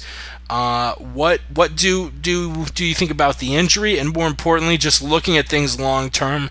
Do you think we ever see Rashad Evans fight in a UFC title bout again? He's obviously fought in multiple UFC championship fights, most recently against John Jones, where he lost challenging for the belt at UFC 145, and we all know back in 2008 he defeated Forrest Griffin to win the championship at 205, but lost it in the following fight at UFC 98 to Lyoto Machida, did that infamous stanky leg. Do we see Rashad Evans fight for UFC gold again, Ramses? Definitely, man. Rashad, I don't know if he's really as injured as he's claiming, all right? He might be having conveniently placed surgery, or like a lot of fighters do. Okay, and yeah, that will put him out at 6 months, but guess what? Gives good old DC time to just get in this easy fight, drop down to where he needs to be. And of course, conveniently, 6 months goes by a lot quicker than people realize, especially in the fight business. He'll be back in it in no time. I don't even think he's really that seriously injured. I mean, he pulled out of this fight out of nowhere, really. It didn't make any sense the way it happened suddenly. I mean, maybe he is supremely hurt. I don't know. But if that's the case, he's 34. He's starting to get up there. He needs to start saving himself for the big money fights, but he will come back for them. He still sells pay-per-views. He's still one of the top draws in the UFC. Maybe he'll fight again for a title. I think so. They'll give him the chance. They'll give him every opportunity. And yeah, he just looked great against Sonnen, I got to say. But shit, man, will he ever win a title again? Nah, not in my opinion. He knows what his job is from here on out. Dave, what are your thoughts on Rashad Evans? I mean, if he's out for 6 months and stuff like that, I mean, does it mean that, out for 6 months, like no training, no contact for 6 months? I mean, that's one thing. I mean, if it's like, out for 6 months, meaning like, he'll be, going through rehab 3 and then he could go through contact and stuff like that. I mean, 34, I mean, he's still, honestly, he's still in his prime, stuff like that. I mean, a lot of people came back from knee surgeries, and went for titles. I mean, one that could pop in my head, I think, was, did Anthony Pettis, didn't he have knee surgery before his fight with Benson? Did he have some type of surgery, or was that his shoulder? Shoulder, yeah. And okay, what's up? Evans is going to be out. What the article is saying is 6 months without any active training. quote from the Black Zillions official site was Rashad Evans will go surgery this week with Dr. Vitney in Los Angeles, California. Rashad's medical team expects him to be out of active training for 6 months. Yeah, okay. See, okay, with everyone like above him and stuff like that, I mean, it's gonna take. Will it take Rashad some time if he were like want to fight for a title shot to like get there? Yeah, it would. Would he? I mean, will he ever see a title shot? I think so. Like, I mean, this was suggested like that before he fought Little Nog about him moving down to middleweight. And honestly, I would love to see. I think he could cut down to 185. I think he has a better chance of like getting a title shot in the middleweight because right now, like with Anderson Silva, being out and I don't think anything said about him coming back in the UFC or fighting anybody yet. But right now, it's wide open for him to possibly maybe bump in line to like maybe go for the middleweight strap instead of like going for the light heavyweight. Can I see him fight for a UFC title? Yeah, maybe in the light heavyweight division, it'll be extremely difficult if he gets to that age and he does have to keep fighting. And if he loses maybe like one or two fights in light heavyweight, I could see him not fighting for it. But I mean, if he's dedicated in that division, the light heavyweight division, and and he moves up the ladder, will he get it? Yeah, but I think he has a better chance at middleweight than anything.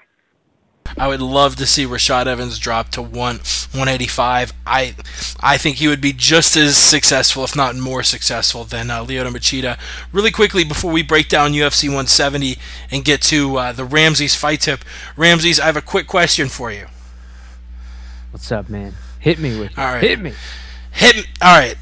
Evans versus Sonnen. UFC 167. My question is this. Two men have a fist fight. They both walk away lucid, smiling. They're both fine. One man has to get surgery, and he's out for who fucking knows, 6 months, 7 months. He isn't going to be fighting for a while. The other man is literally ready to fight the next day, will fight Vanderlei Silva way before Rashad Evans has recovered from knee surgery. So I ask you, one man walks away fine, the other man walks away, he needs surgery, he's going to be on the rack for a year. Who really won that fight? There's no doubt about it, man. The felon from Westland, the gangster, the American gangster. It was a courtesy fight for Rashad. Chael knew he had a fight coming up against Vanderlei. He just got in there and got out as soon as he could. Honestly, Rashad got off lucky because if you remember the last couple of people that Chael's fought, I mean, he significantly damaged them, battered them. John Jones left that fight in a wheelchair that night. That's a damn fact, all right, people.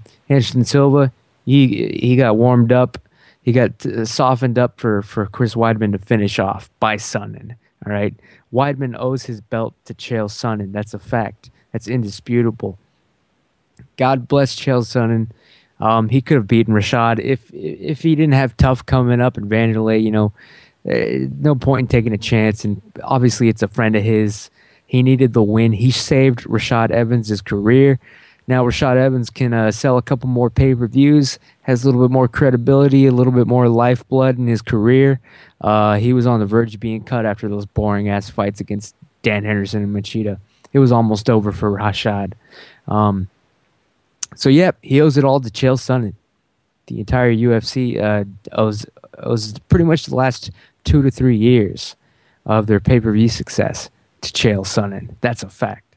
Honestly, I think the biggest injustice in MMA history was the fact that Chael Sonnen was never officially the WEC champion, because at WEC 36, he was scheduled to fight Paulo Filho, and it was a title fight, but the champion didn't make weight. The champion did not make weight. The challenger made weight. The challenger won, but because the champion didn't make weight, he kept his belt because it was a non-title match. I'm ashamed to call myself a Floridian. This took place under the eyes of the Florida State Athletic Commission in Hollywood, Florida at WEC 36. It makes me sick that Chael didn't get the belt that night, but you know what, it just puts more fire under his belly. I can't wait to watch him eviscerate Vanderlei Silva in Brazil and didn't see Paul him. Filho mail him that belt though? I don't know what Didn't the he say he was story gonna film that was. His manager. He may yeah, have, yeah. But I mean, whether you mail him the belt or not, it's still, you know, in the books that it's a non-title fight, which kind of sucks. But And now it's the you know, last title fight for the middleweights too. yeah, right. But yeah, that was before the WEC shrunk in size. But we got a fight card to break down UFC 170. But like I mentioned, it's the most popular segment on the MMA podcast. In the first edition of Ramsey's Fight Tips, he taught you how to fight the homeless. In the second edition of Ramsey's Fight Tips, he taught you how to fight children. In the third edition, he taught you how to fight if you don't have a gun on you. And in the fourth and most recent one, he taught you how to battle that most vicious opponent of all, life. It's the fifth edition. Ramses, take it away. Oh yeah, people. What's happening? I'm here with another fight tip of the week from the word on the street. This time, I'm going to teach you all about... I'm going to keep it real short, people. I'm just going to cover a street fighting technique, an MMA technique. You can use this anywhere. People never see it coming. I call it the Michael Jackson front kick. You hear me, suckers? Believe it. He was the greatest. He was the dance fighting capoeira. Guess what? You ain't got nothing on Michael Jackson's techniques. The front kick. People, if in case you guys don't remember it, Michael Jackson would deliver the fastest front kicks that you've ever seen, slapping people right in the face. No wind up, no gearing up whatsoever. It would embarrass Anderson Silva. All right, Anderson Silva was inspired to kick Vitor in the face with the front kick after watching enough Michael Jackson videos, people. And this the genius about using this move. People don't see it coming, right? There's no wind up. It's just a quick thwap in the face. But here's the trick to the technique. It's all in the hips, all right? It's all in the hips, and just let loose, relaxing that leg while you kick the person in the face or in the balls, wherever you want to aim for. The groin is just as good as the face. If you can't get it up that high, I understand. You just got to get up to get down. You know what I'm saying, people? What you want to do to deliver this kick, like I said, you want to shoot from the hip, basically. Shoot it up. Shoot that kick up. Thwap. Aim precise. Laser. Target. You want to make sure that when you deliver the kick, you don't snap going. You're like, You want to start making noise, man, breathing, you know. Let the music consume you. Let the thriller take over. The key to throwing this shot, you got to keep a hand on the crotch, all right? When you throw that kick, I don't know about you guys, but I got to move my junk out of the way to make sure it's delivered precisely and swiftly enough. So you always put a hand on the crotch. That's why he would do it. You got to move the junk out of the way and make that kick sail, dude. No friction. Nothing. Just whap, whap. All right? And after that, you should look at the people. You just look at the person, man, and that's it. They're going to be done. You hit them in the face or the balls with the Michael Jackson front kick, it's game over. There's going to be blood on the dance floor. I don't know how much I can stress it enough. Watch every video. Michael Jackson throws the kick in every dance routine he's ever made. It's excellent. It's effective. I've used it at least 3 times in my life. It saved my life at least 7. You guys figure that one out. The Michael Jackson front kick in your face. Shimon. Word on the street. See you at the door.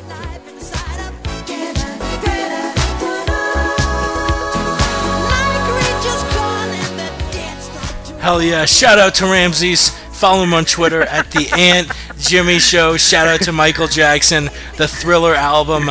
The best album of all time, probably. I haven't really looked at all of my favorite albums and picked number 1. But goddamn, Michael Jackson killed it. And that was Ramses' fight. Will that work against aliens? 'Cause you probably need to teach GSP how to do that against aliens. Especially against aliens, man. Anybody from, I don't care, doesn't matter what country they're from. You front kick them in the face, their jaws work the same as ours. Even from Mars, it don't matter.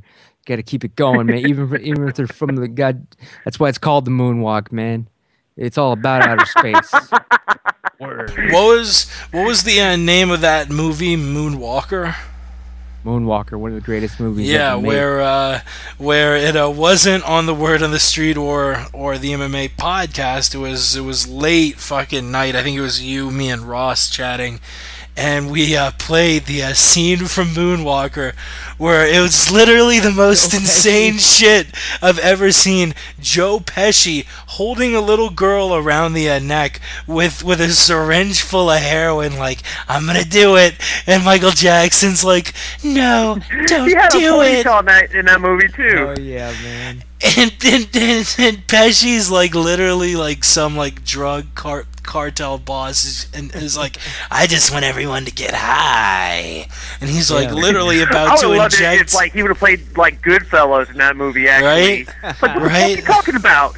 It basically. What do you mean I'm was, funny?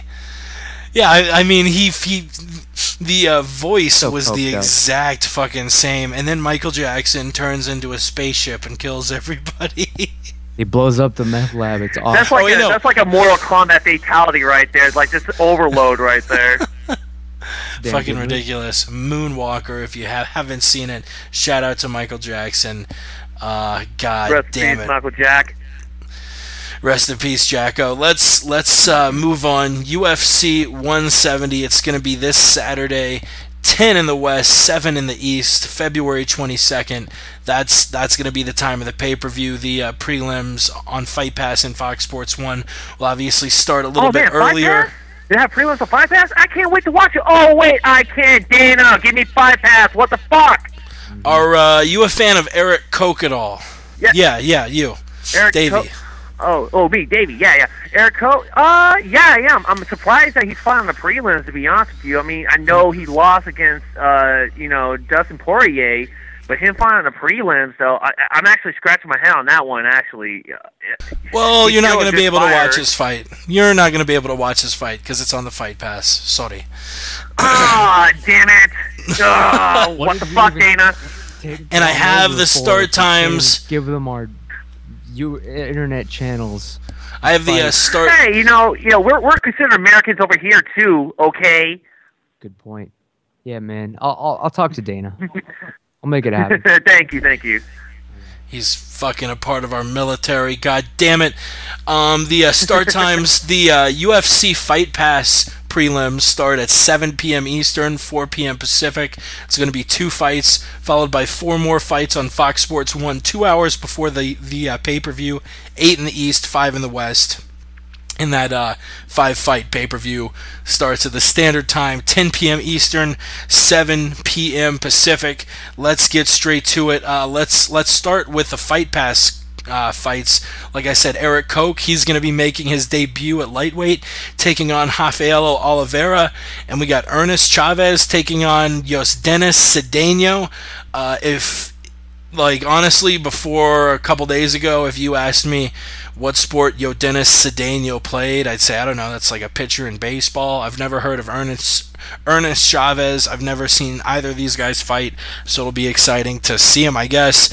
Eric Koch taking on Rafael Oliveira. Koch will be the favorite there. Oliveira 1-3 in his last 4 fights since joining the UFC. Lost to Gleison Tebow and Eve Edwards. Beat Yolanda Izquierdo at UFC 148, Silva versus Sonnen 2, but then lost to Edson Barbosa this past July. Eric Koch lost his last 2, but they were to top featherweights in Ricardo Lamas and Dustin Poirier. We'll see what moving up to lightweight does for him. Davey, what do you think about the Fight Pass prelims? Even though you won't be able to see them, I don't know. I mean, yeah, the UFC is definitely against streaming and stuff, but Dana, you should be cool with streaming if it's not an option to watch it legally, right? You would watch it on Fight Pass if it were a possibility, but this might be one of the few cases where we're finding a stream isn't as unethical as it usually is. Yeah, if I allegedly watch these fights on a stream, Eric Koch, I don't understand, honestly. Like I said before, I don't understand why he's on the Fight Pass. I mean, I guess maybe, even though I don't get the Fight Pass, stuff like that, maybe they want to put him on there to get more people subscribed to watch him fight, because I mean, his career and stuff like that, especially fighting in WC and fighting on the Fox Sports channels, or even on pay-per-view. His last fight against Dustin Poirier, it was a good fight. And if anything, yeah, I think he's gonna win the fight. I think it's gonna be lopsided, either be unanimous decision or he's gonna finish him. So I'll go for Eric Koch. And then I don't know. I mean, really, that would probably be the only thing I would probably watch the UFC Fight Pass for, is that fight right there if I had it. But if I allegedly watch it on an illegal stream, allegedly, I'd go for that fight. Word, Ramses, what are your thoughts on the Fight Pass prelims? I gotta be honest with you people, as always. None of these fights, I don't give a damn about them or the fighters. I don't even remember any. Nothing comes to mind when I think of Eric Koch and whoever, all of Rafael, whatever the hell his name. Nothing comes to mind. I'm not going to pretend to be excited. I will be watching, however. Get your Fight Pass if you can. If you live in the U.S. or the U.K., I believe they just made it recently available. It's coming to Guam soon as I talk to the powers that be. I'll take care of that for you, Davey, man. I'll take care of that. I swear to God. Yes, thank you. Word, we got 2 fights on the Fight Pass prelims, 4 fights on the Fox Sports 1 prelims. Is Fox Sports 1 available in Guam, Dave? Yes, reluctantly enough, it is. I do get Fox Sports 1. Honestly, same thing that Ramsey was saying. Like, I don't see any really good draws for me to watch any fights on the prelims and stuff. Unfortunately, honestly, I was about to break them down. I was saying yesterday on the MMA Roundtable, this is one of the more solid groups of prelim fights I've seen in a while. We have 2 fights with major title implications. We have Alexis Davis taking on Jessica Ai. If Kat Zingano isn't ready, the winner of this fight could be the next person to fight Ronda Rousey in Davis versus Ai. You have a flyweight fight. Well, hopefully Ai doesn't have bloodshot in her eyes. When she fights Alexis Davis. She should change her nickname from Evil to Bloodshot. Jessica Bloodshot. Yeah, exactly. Ai! And Alexis the Alligator Davis, probably the best Canadian female fighter. Ramsey, what are your quick thoughts on Davis versus Canada. Ai? I think Jessica Ai is going to do just great in this fight. I'm pulling for her after everything she's had to endure. The poor girl. I'm glad that the whole craze about her, that story swept over and already ran its course. It's old news in the past. She's already had enough time to get over I was afraid it would affect her psychologically if this shit kept up. She kept being attacked, but apparently the media realized what they were doing. They were going after somebody who wasn't even cheating. She got busted for minimal levels of smoking the sacred herb, a plant, and she was not juicing up. On the other hand here, I got to say, I'm taking a look at Sarah McMahon today.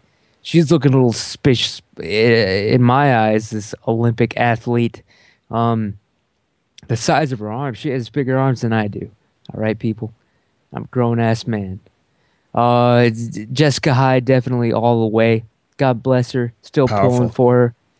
And nothing but the best. I think she's going to take this one easily. Ronda Rousey, though, she may be in trouble here. Don't be surprised, people. Yeah, we will. We'll break down Rousey versus McMahon at the very end. But you have Ai versus Davis. Also, you have a flyweight bout. The winner of this match may be a fight away from a title shot. The UFC is kind of sick of recycling the same people to give to Demetrius Johnson, whether it be Benavidez, Dodson, or Moraga. So you've got Ali. You have Ali Bagatinov coming up. You have Brad Pickett looking for an opponent.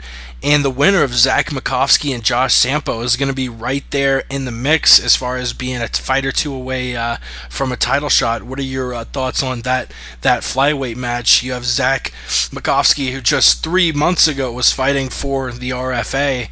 I've mentioned it a million times, but I was there, saw him live. He had an excellent fight. The guy he fought, his name escapes me now. Matt Manzanares. That's what it was. RFA 11. He's taking on Josh Sampo, who, if you follow the Fight Matrix rankings, which kind of tries to rank the top guys in MMA regardless of the organization, Sampo has been in that top 3 or 4 of the flyweights for years now, so it's very interesting to see him fight top level guys in the UFC. Mousasi versus Sampo, that's going to be a fucking barn burner. You have any thoughts on it, Ramses? No, man. I no, these fights are not. I gotta say, there's nothing here that's besides Jessica. That's all I really want to see on this. Get nothing to be excited about. But just watching right now, I just want to mention right now, I'm watching the Machida versus Mousasi replay. And Bruce Buffer's suit jacket, man, what was he thinking? It looks like he's wearing it inside out. What the hell is that piece of purple Mr. Glass looking bullshit, man? Enough. That's how much I care about these fights, though. I'll pass it. Didn't Mousasi didn't he fight for Bellator? Yes, he fought for Bellator at bantamweight. He was a champion, wasn't he? Correct. Yeah, I mean, if anything, I guess the UFC can promote him and stuff for the flyweight title. That's still, I don't know, the flyweights. I'm a huge Mighty Mouse fan because he's from Washington State and I'm from there. Hopefully you keep holding on to to the belt. Supporting Xbox One better than PS4, hands down. But when it comes to like the flyweight division, it's not appealing, unfortunately. But they just need to find a way to promote it a lot more, But that one, it doesn't catch my eye. Mousasi, though, like when I heard that name and I see his face, stuff like that, I know I remember him from Bellator and stuff. So if anything, yeah, they can hype him up to fight, Demetrius, and then they can say like, hey, if he wins, he's gonna, be like one of the, fighters to first win a Bellator title, and then now he wins a fucking, UFC flyweight title after that. But oh no, that prelims, it doesn't excite me. It honestly doesn't.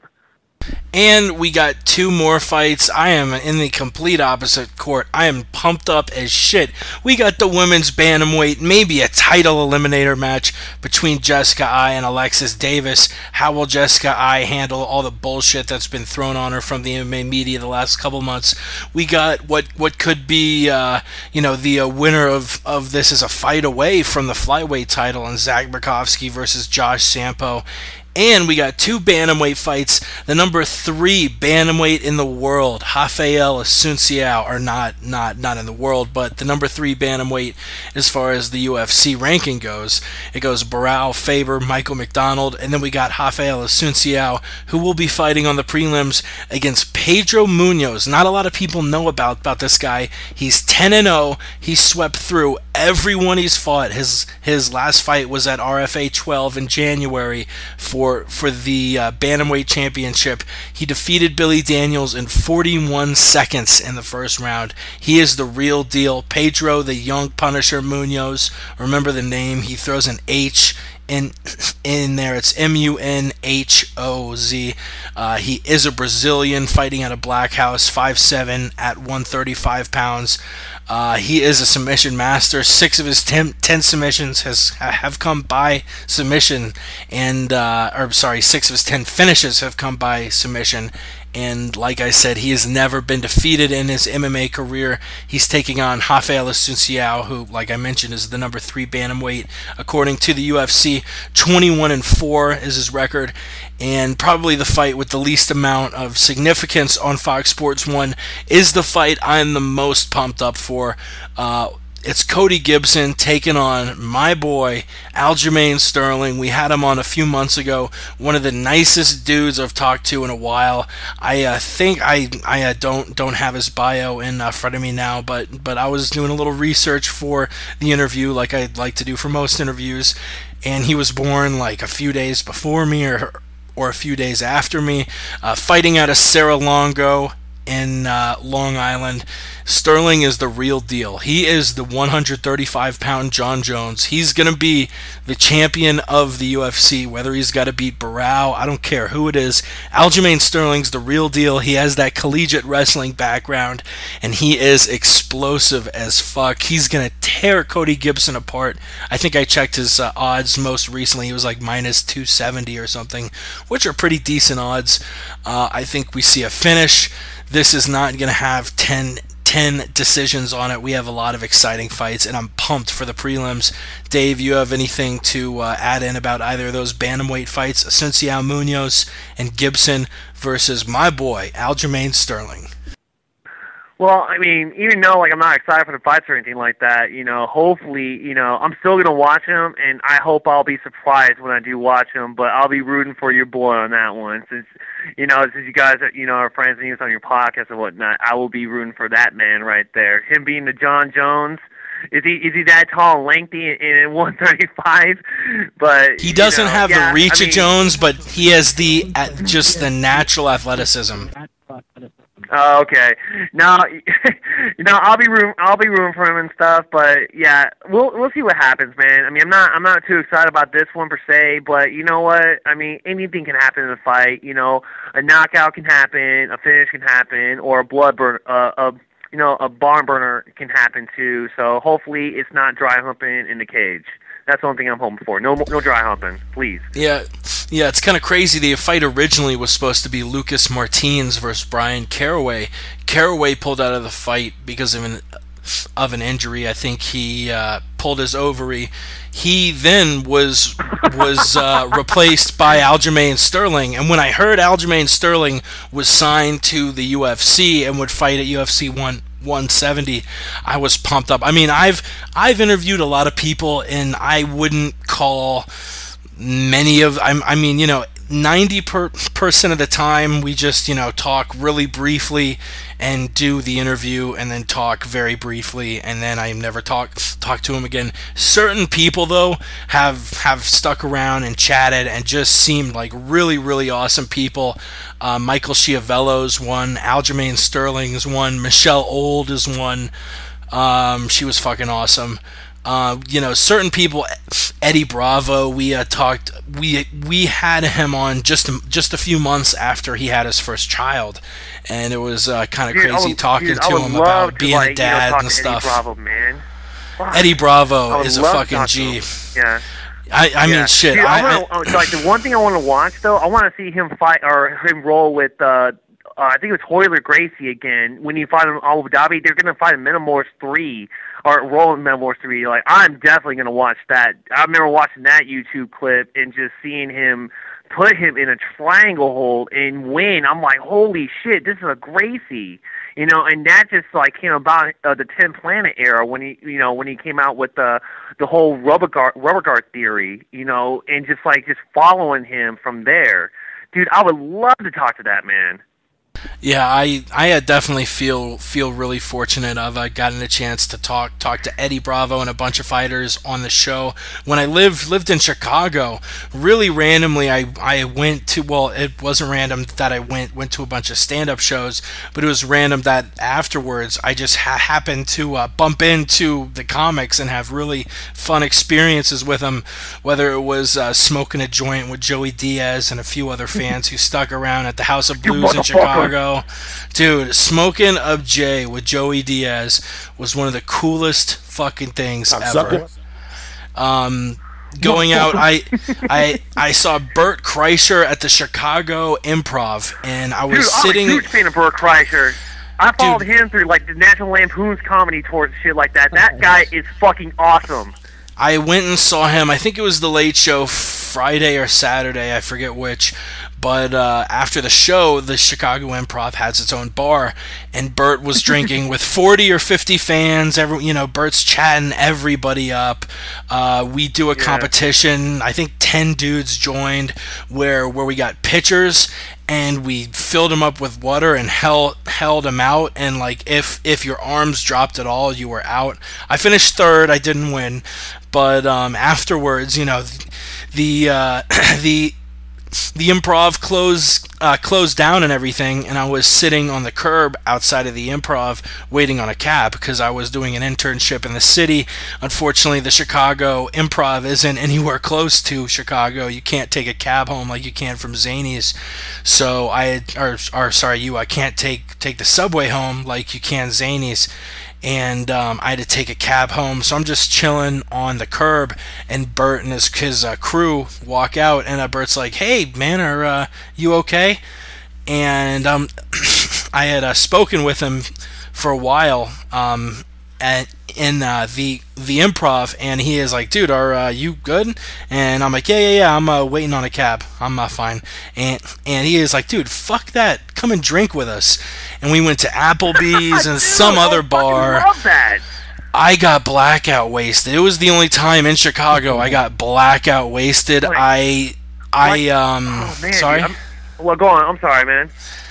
Me and his opener were fucking talking about all sorts of sports. Mike Bridenstine, fucking, chatting with Bert and Mike.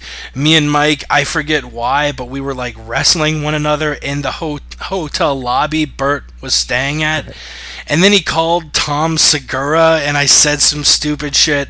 And I took a cab home, and I was so drunk, I got out of the cab, stumbled around a little bit, didn't really know where I was, stumbled into a subway station, realized, like, alright, there aren't really many subway stations that look like this near where I live. I have no idea where I am.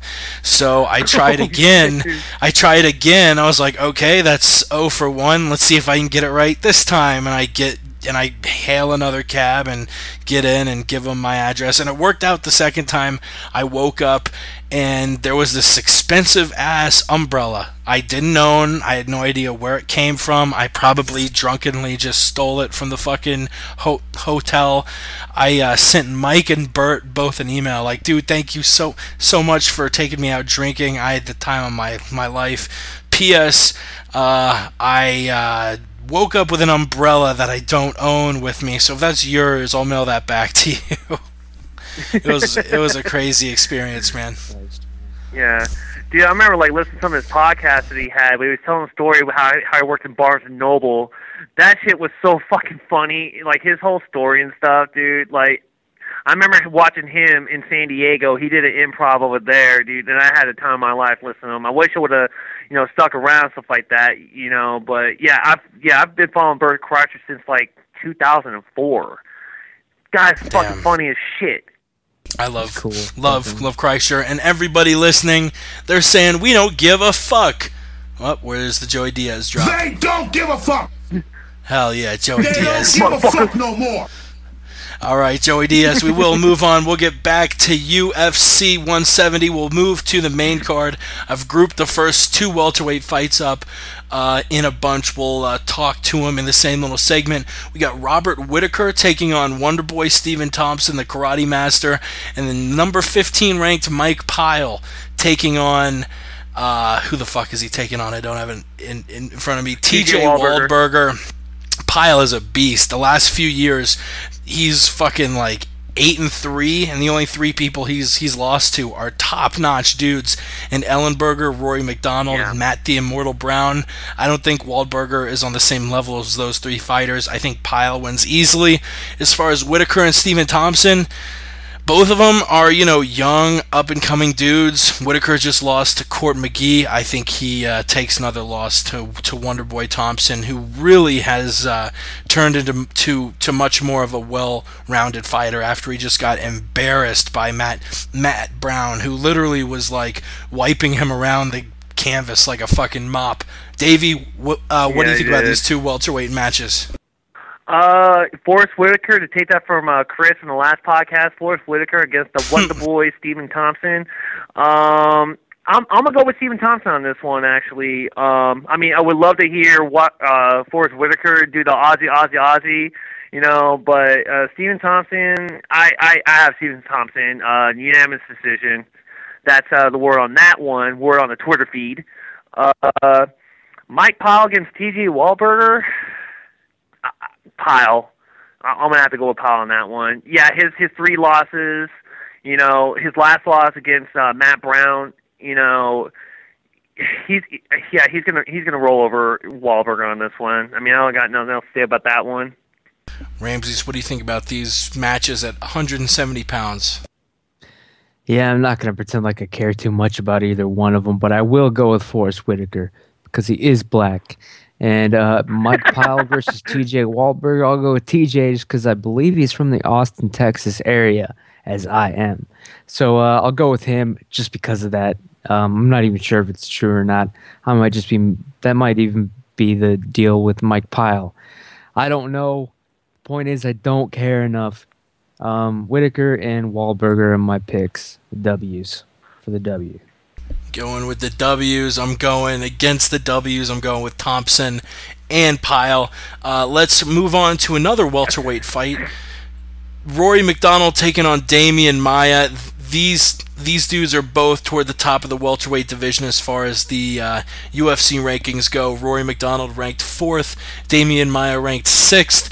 And you have you don't have a champion, so the winner of this is going to jump up 2 spots no matter what, because the champion won't be ranked anymore and the loser will move down. So if Rory or Damian win this, that could vault him up to the number 2 spot. After UFC 170, we sort out Hendricks versus Lawler, and the winner of this is either going to get a title shot or is a fight away from a title shot. In my opinion, who do you have winning, and how close do you think the winner is to a title shot?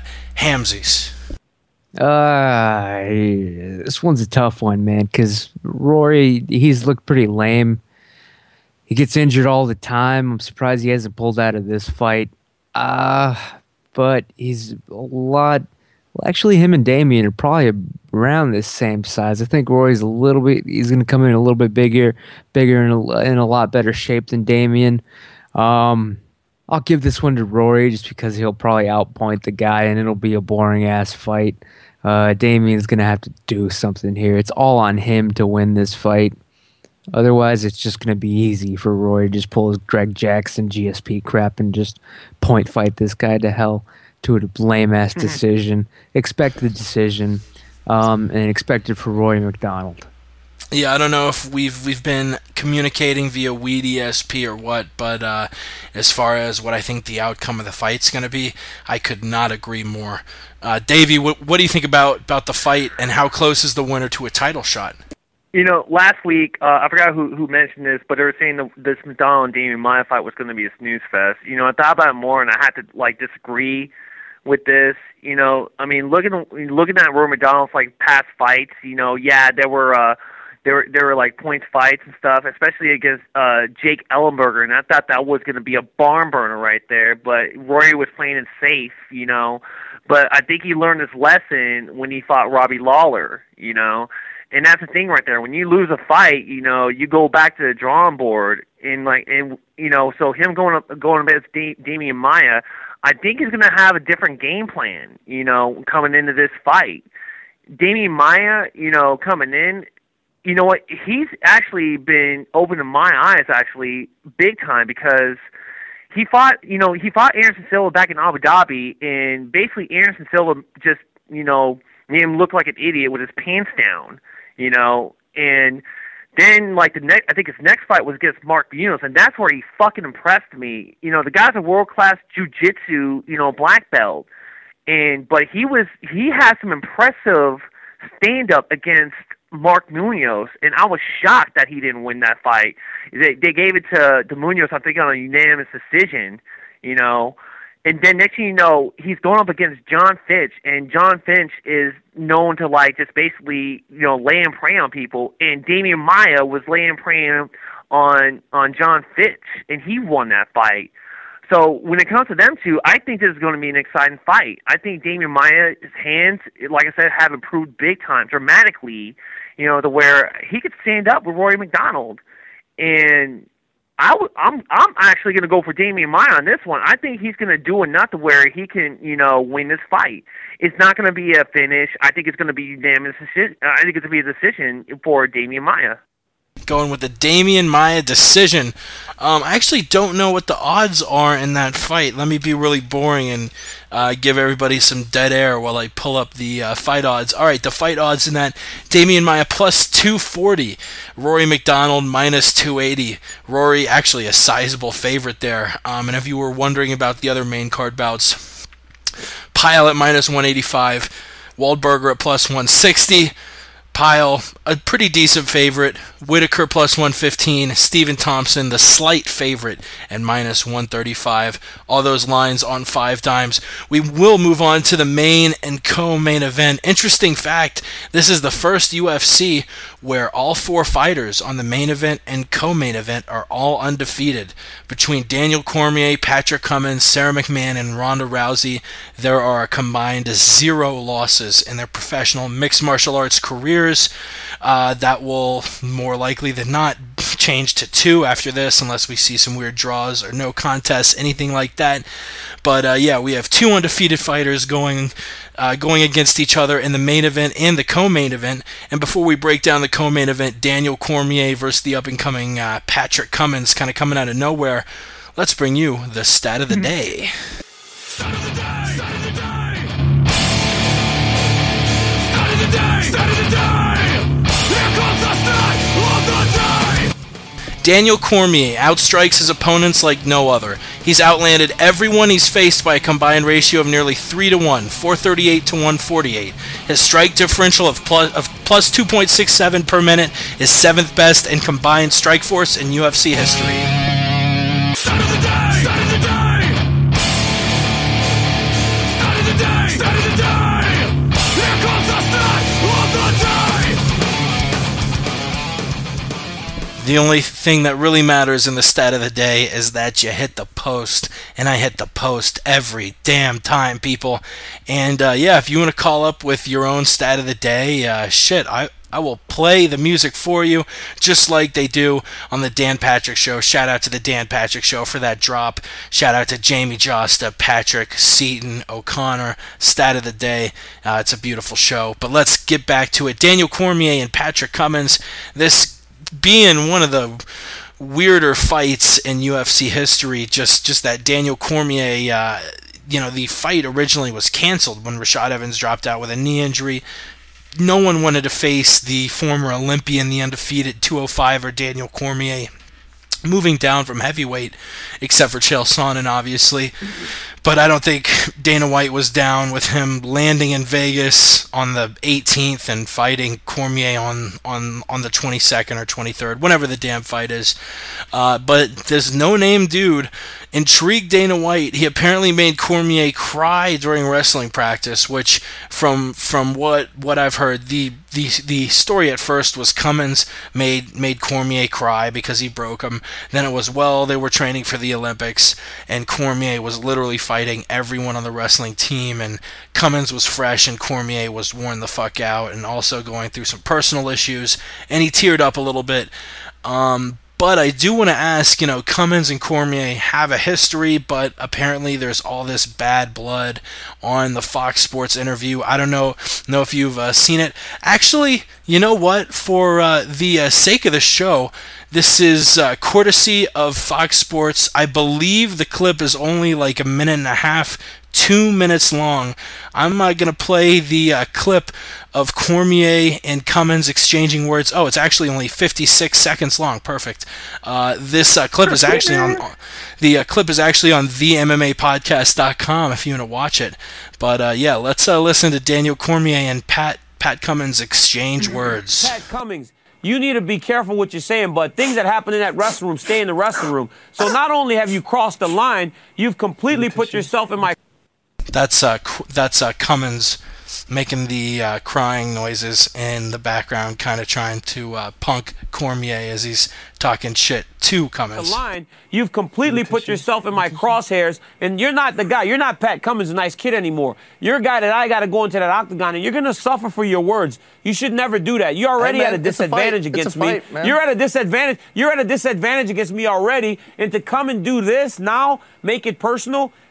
Hey, Pat Cummins, you got a raise, but you got punished, bud. You are punished because you're gonna have to step into that cage with me next week. I like that you think that. I like being underestimated. Well, I mean, it's not even a thought. It's the truth. It goes great. You are completely in over your head, Patrick Cummins. I'm not even calling you Pat anymore because that would send people would think that we're friends by calling you Pat. I'm not calling you Pat anymore. Your name's Patrick to me. Hey, that's fine with me, bro. We gotta go have a fight. courtesy Fox Sports. Follow them on the YouTube, Fox Sports and Fox Sports Live. This, I guess, was on Fox Sports Live, which you can catch at 11 p.m. Eastern. So apparently they have bad blood. You couldn't see it, but the setup was Cummins and a pretty blonde, I don't know her name, in studio, and on this giant like Wizard of Oz type video screen. It was split screen with Dana on one side just sort of smiling and Cormier frowning, talking a bunch of shit. And I've heard a lot of whisper. All right, first, we'll break this down in two separate segments. I don't want to talk about whether their beef is real yet. Let's save that for after this. But in the fight, does Patrick Cummins have a chance in hell to beat Daniel Cormier, Davey? DC versus PC. You know, and honestly, why is Cummins nicknamed Durkin? Does anyone know? I get if your name is the Executioner or like Pitbull. Like, all right, it makes sense. You're fucking tough. What the fuck is Durkin? Like, does anyone know why that's his nickname? Durkin Cummins. I think that's know. actually his middle name. Oh, how clever! I don't know, but going DC against PC. Oh boy. You know, I think, okay, I'm going to start off like this. Daniel Cormier has everything to lose and nothing to gain from this fight, okay? He begged and pleaded for the UFC to find him a fight. And guess what, DC? You got one, okay? You're going up against a guy that you wrestled with, when you're, when you're going for the Olympics, and he was on the national team and stuff, okay? It's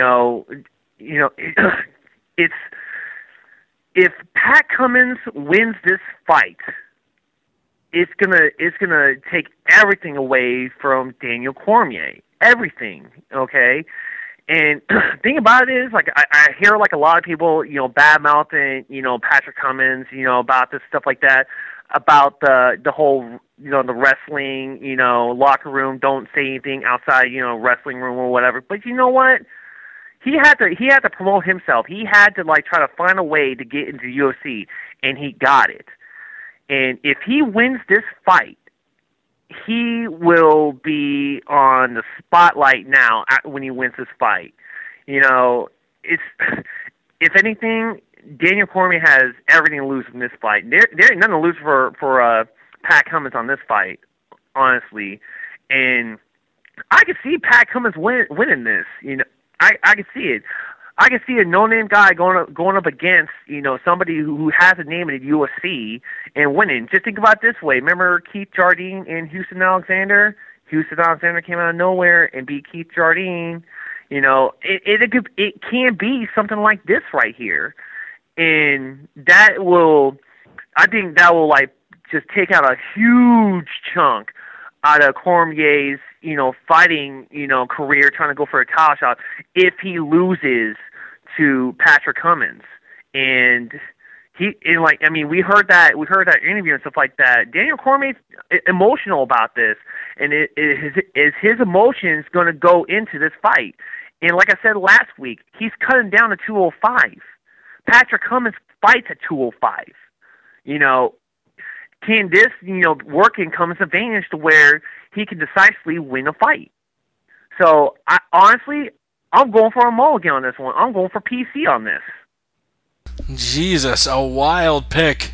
Personally, last I checked, Cormier was an 11-1 or a 12-1 favorite. That basically means if they fought 12 times, Cormier would win 11, and Cummins would win 1. According to Vegas, I think it was 11 or 12 to 1 in Cormier's favor. Honestly, I would put some money. I would put some money on that. I'm looking now. Cormier negative 1,300. Patrick Cummins plus 850. Dude, So I gotta go online. I would honestly think about putting some money on it. I mean, not big. So if you bet $10 on Patrick Cummins, you would profit $85. You bet 10, get 95 back. But all right, basically the odds are if Cormier and Cummins fought every month in 2014, January, February, March, April, blah blah blah, Cummins would win 1 month and Cormier would win all the other months. Cummins better hope that February is his lucky month, because I don't know. I've been saying since 2012 that the fight I want to see more than any other, not GSP Silva, not Silva Jones, it's Cormier versus Jones. Cormier has hands, Cormier has wrestling. If it was allowed, Cormier would throw Cummins out of the damn octagon like it was the Royal Rumble. Patrick Cummins does not, at this point in his career, belong in the octagon with Daniel Cormier. Maybe he gets a little bit better. DC knocked somebody out.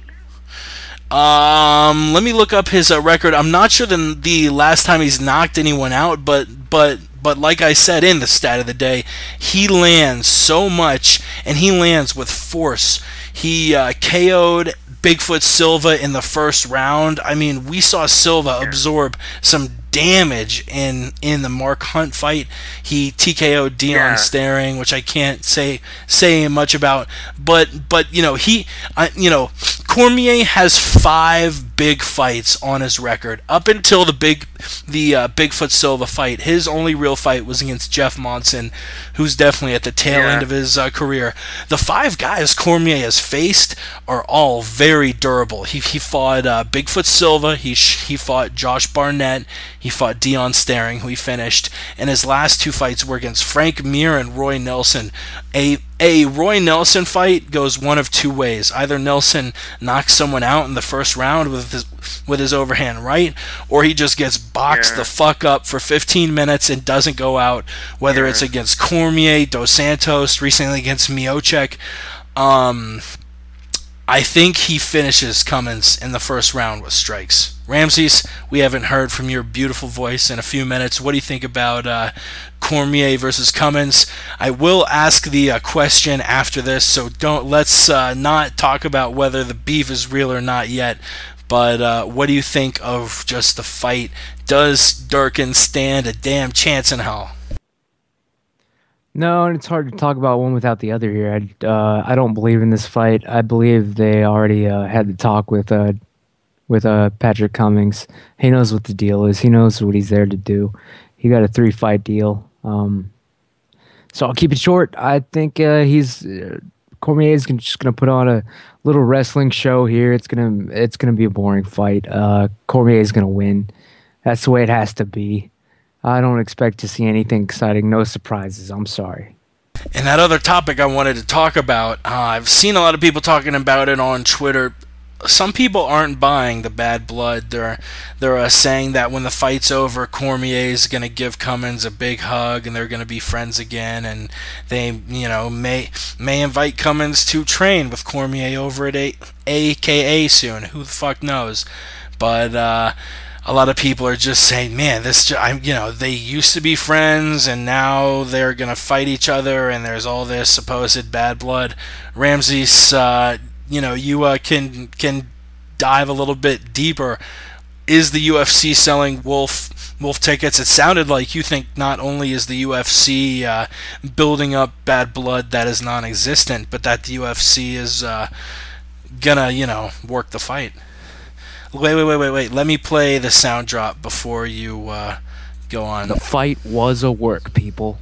Hell yeah. Also, it is possible that I am just smoking crack and that you are all right. Hell yeah. Go ahead, Ramses. Yeah, it's pretty obvious what's happening here. I mean, Patrick's coming in last minute just to do a job here. The fact that he's getting 3 fights already promised to him, that tells you all you need to know. They already had to talk with him.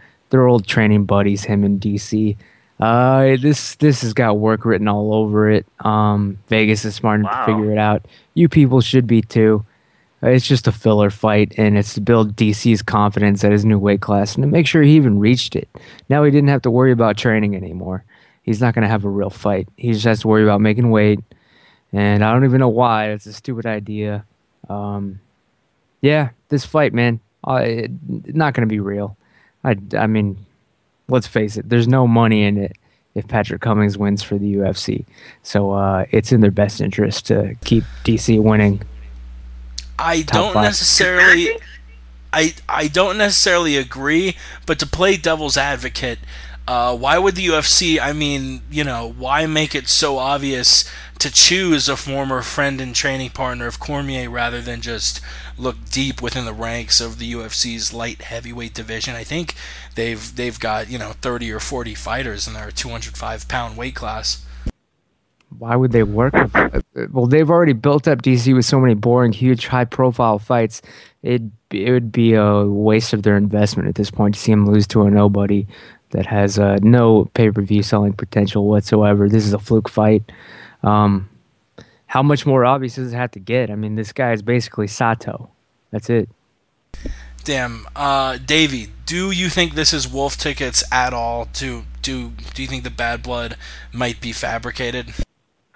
I mean, it smells like it. It does smell like it. Now, I guess like when it comes to bad blood or anything like that, I don't know. I mean, this all started when when Patrick Cummins was talking about stuff behind a training camp, I guess, which is a big no-no. Do I think it's bad blood in a sense? No, I don't. I think what Patrick Cummins did was took an opportunity to get into the UFC, and he got it. I didn't hear about him having a 3-fight deal afterwards. I mean, it does smell that way, but as far as the bad blood, I don't know, dude. Honestly, I don't think it is. I don't think it is. It's just to further this too. I mean, you play the clip of that 1 minute interview, like right after he says like I'm not going to call you Pat anymore. I'm going to call you Patrick and stuff like that. He still was saying Pat too after that, just to, like kind of add on to a little bit of the wolf tickets in a sense, or the conspiracy. Because in that sense, I mean, either DC was just fumbling with his words because he was that pissed off that he would bring that up, or it was an act, in a sense, if we want to, put it that way. So, but bad blood out of, for someone trying to find a fight for Daniel, I don't think so. Nick Diaz, what do you think about this bad blood between Cormier and Cummins? Fans, they're selling y'all wolf tickets, people. You're eating them right up. George here is selling you wolf tickets. Dana here, he's selling you wolf tickets. The UFC is selling you some wolf tickets. You guys are eating them right up. Damn, powerful words, Nick. Powerful words. 291. Yo, let's move on, finish the show up. We've run long as fuck. It's 2 hours and 27 minutes here. Like Rogan says, I think they turn you into a pumpkin on Ustream when you hit 3 hours. But we only got one topic left, and it is Ronda Rousey versus Sarah McMahon. But you know what? I got another stat of the day. It's a pretty good one, too. Let's do it. Start of the day! Start of the day! Start of the day! Start of the day! Here comes the start of the day! Ronda Rousey's 56-day break is tied as the shortest turnaround between title defenses in UFC history. Matt Hughes attempted an identical 56-day turnaround between UFC 63 and 65, but lost his belt at UFC 65 to George St. Pierre. Start of the day! Start of the day! Start of the day! Start of the day! Here comes the start of the day! That is the stat of the day. Big shout out to the Dan Patrick Show again. The women's bantamweight title, Ronda Rousey, the champion, undefeated, taking on the also an Olympic medalist like Ronda Rousey. Rousey was a bronze medalist in judo in 2008. Sarah McMahon, a silver medalist in wrestling in 2004 in Athens. Like Front Row Brian tweeted out, it's bronze versus silver for the gold for the UFC strap. Who you got in this one? And assuming that Kat Zingano is still out, she obviously has that really bad knee injury, along with other horrible things she's been going through in her personal life. I think we all can agree that Kat should get the next title shot. But if she's still unavailable, who should get it? A lot of names floating out there. You have Misha Tate and Liz Carmouche fighting soon. Obviously, Alexis Davis and Jessica Ai. Just touch on that briefly, but mostly, what do you think goes down in this fight? Personally, Sarah McMahon can shoot and wrestle all she wants. We saw what Ronda Rousey can do with a good wrestler, just reverse takedowns, some crazy judo throws. Ronda Rousey is far and away leagues ahead of everyone she's fought, and I think we see it again against Sarah McMahon, and I think Ronda keeps the belt, defends it again, defends it for the third time. Davey, who you got in this one, and who do you want to see Rousey fight next if she wins? I like that. Silver against bronze gets gold. That's a good quote right there. Actually, they should trademark that for the UFC. The UFC fight. Actually. Shout out to Front Row Brian. Yeah, Front Row Brian. You need to get some money for that. You need to hype that now and get some money from the UFC on that one. Shit, dude. When it comes to Ronda Rousey and her fighters and the fights that she has against like wrestlers, Miesha Tate is a wrestler and stuff, and she was getting tossed around by Ronda's judo throws. Sarah McMahon, I think, is in a different league though when it comes to her wrestling. And it's not to say Ronda's going to lose or anything like that. But. Do I think Sarah McMahon can take Ronda down? Possibly. But Ronda Rousey is an Olympic athlete too. So, but in this notion right here, I think Ronda is going to collect another arm. I'm going for Ronda Rousey with an arm bar. And going back. Sorry. Yeah. No. Going back. Sorry. And then her next title fight, Kat Zingano, if she can fight, Ronda Rousey with all of her personal problems going on and her needs better, that would be the next fight, obviously. But then the next one, man, dude, I think breaking news will come out and Cyborg Justino will drop down to 135 to fight Ronda Rousey, hands down. Damn, that would be a hell of a fight. Ramsey's last segment, last bit of the show before we close it out. Who you got, Rousey McMahon? Yes, people. I will leave you with this. I got to go right after this. Unfortunately, I had a protein shake and it was warm or something. I don't know. It's not sitting well, so I've got to pop out right after this. But thank you again, Jake, for having me on. Good talking to you, Dave. So Ronda you have Rousey, to take a giant shit. You have to poop really bad. I'm gonna actually puke any minute now. I'm just holding it back now by sheer will. But yeah, Ronda Rousey, easy. It's going to be her again.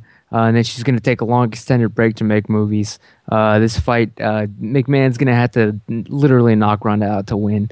Otherwise, it's not going to happen. All right, she's getting up just like the rest. So I'm sticking with what's been working and what's going to obviously. Come on, how many times does she have to do it? Ronda Rousey, I also agree. Armbar in the first round. That is the word on the street. Follow me on Twitter, The Aunt Jimmy Show. Thank you so much for having me on, guys. And sorry I couldn't stick around till the very end. But God bless you, everybody. Word on the street every Tuesday night. Make sure you follow it, especially when Tough Brazil 3 comes out, only viewable on UFC Fight Pass. Ramses, I love the shit out of you. We'll talk to you later, my man. I can't wait to watch the Fight Pass. Fuck yeah, Ramses is gone. It's only me and Davey, but guess what? All we gotta do is close out the damn show. We really appreciate you listening. It was a long show. We had a bunch to talk about. We had some opinions to voice. We voiced them. We appreciate you listening to them. Like always, the MMA Podcast is available at themmapodcast.com or on Twitter at the MMA Podcast. Dave, where can we find you?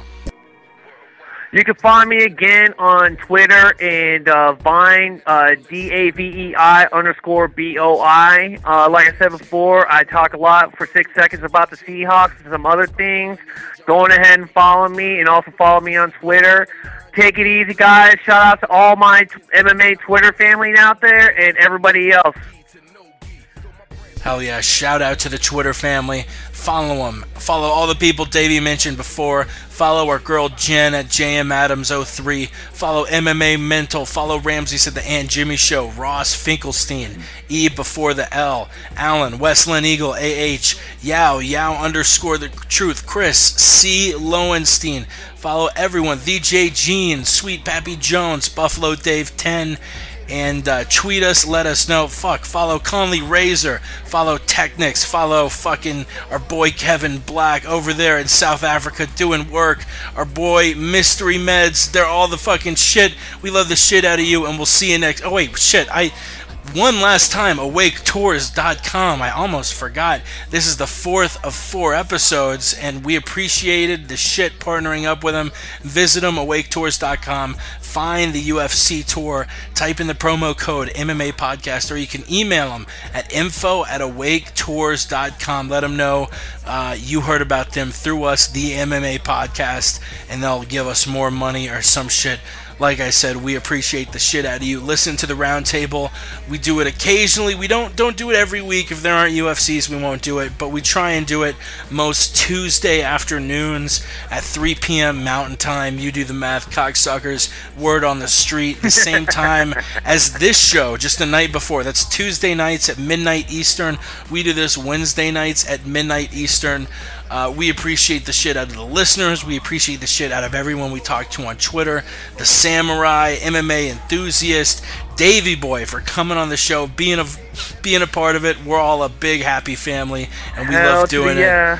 We'll see you next week, cocksuckers. We gone. The MMA Podcast!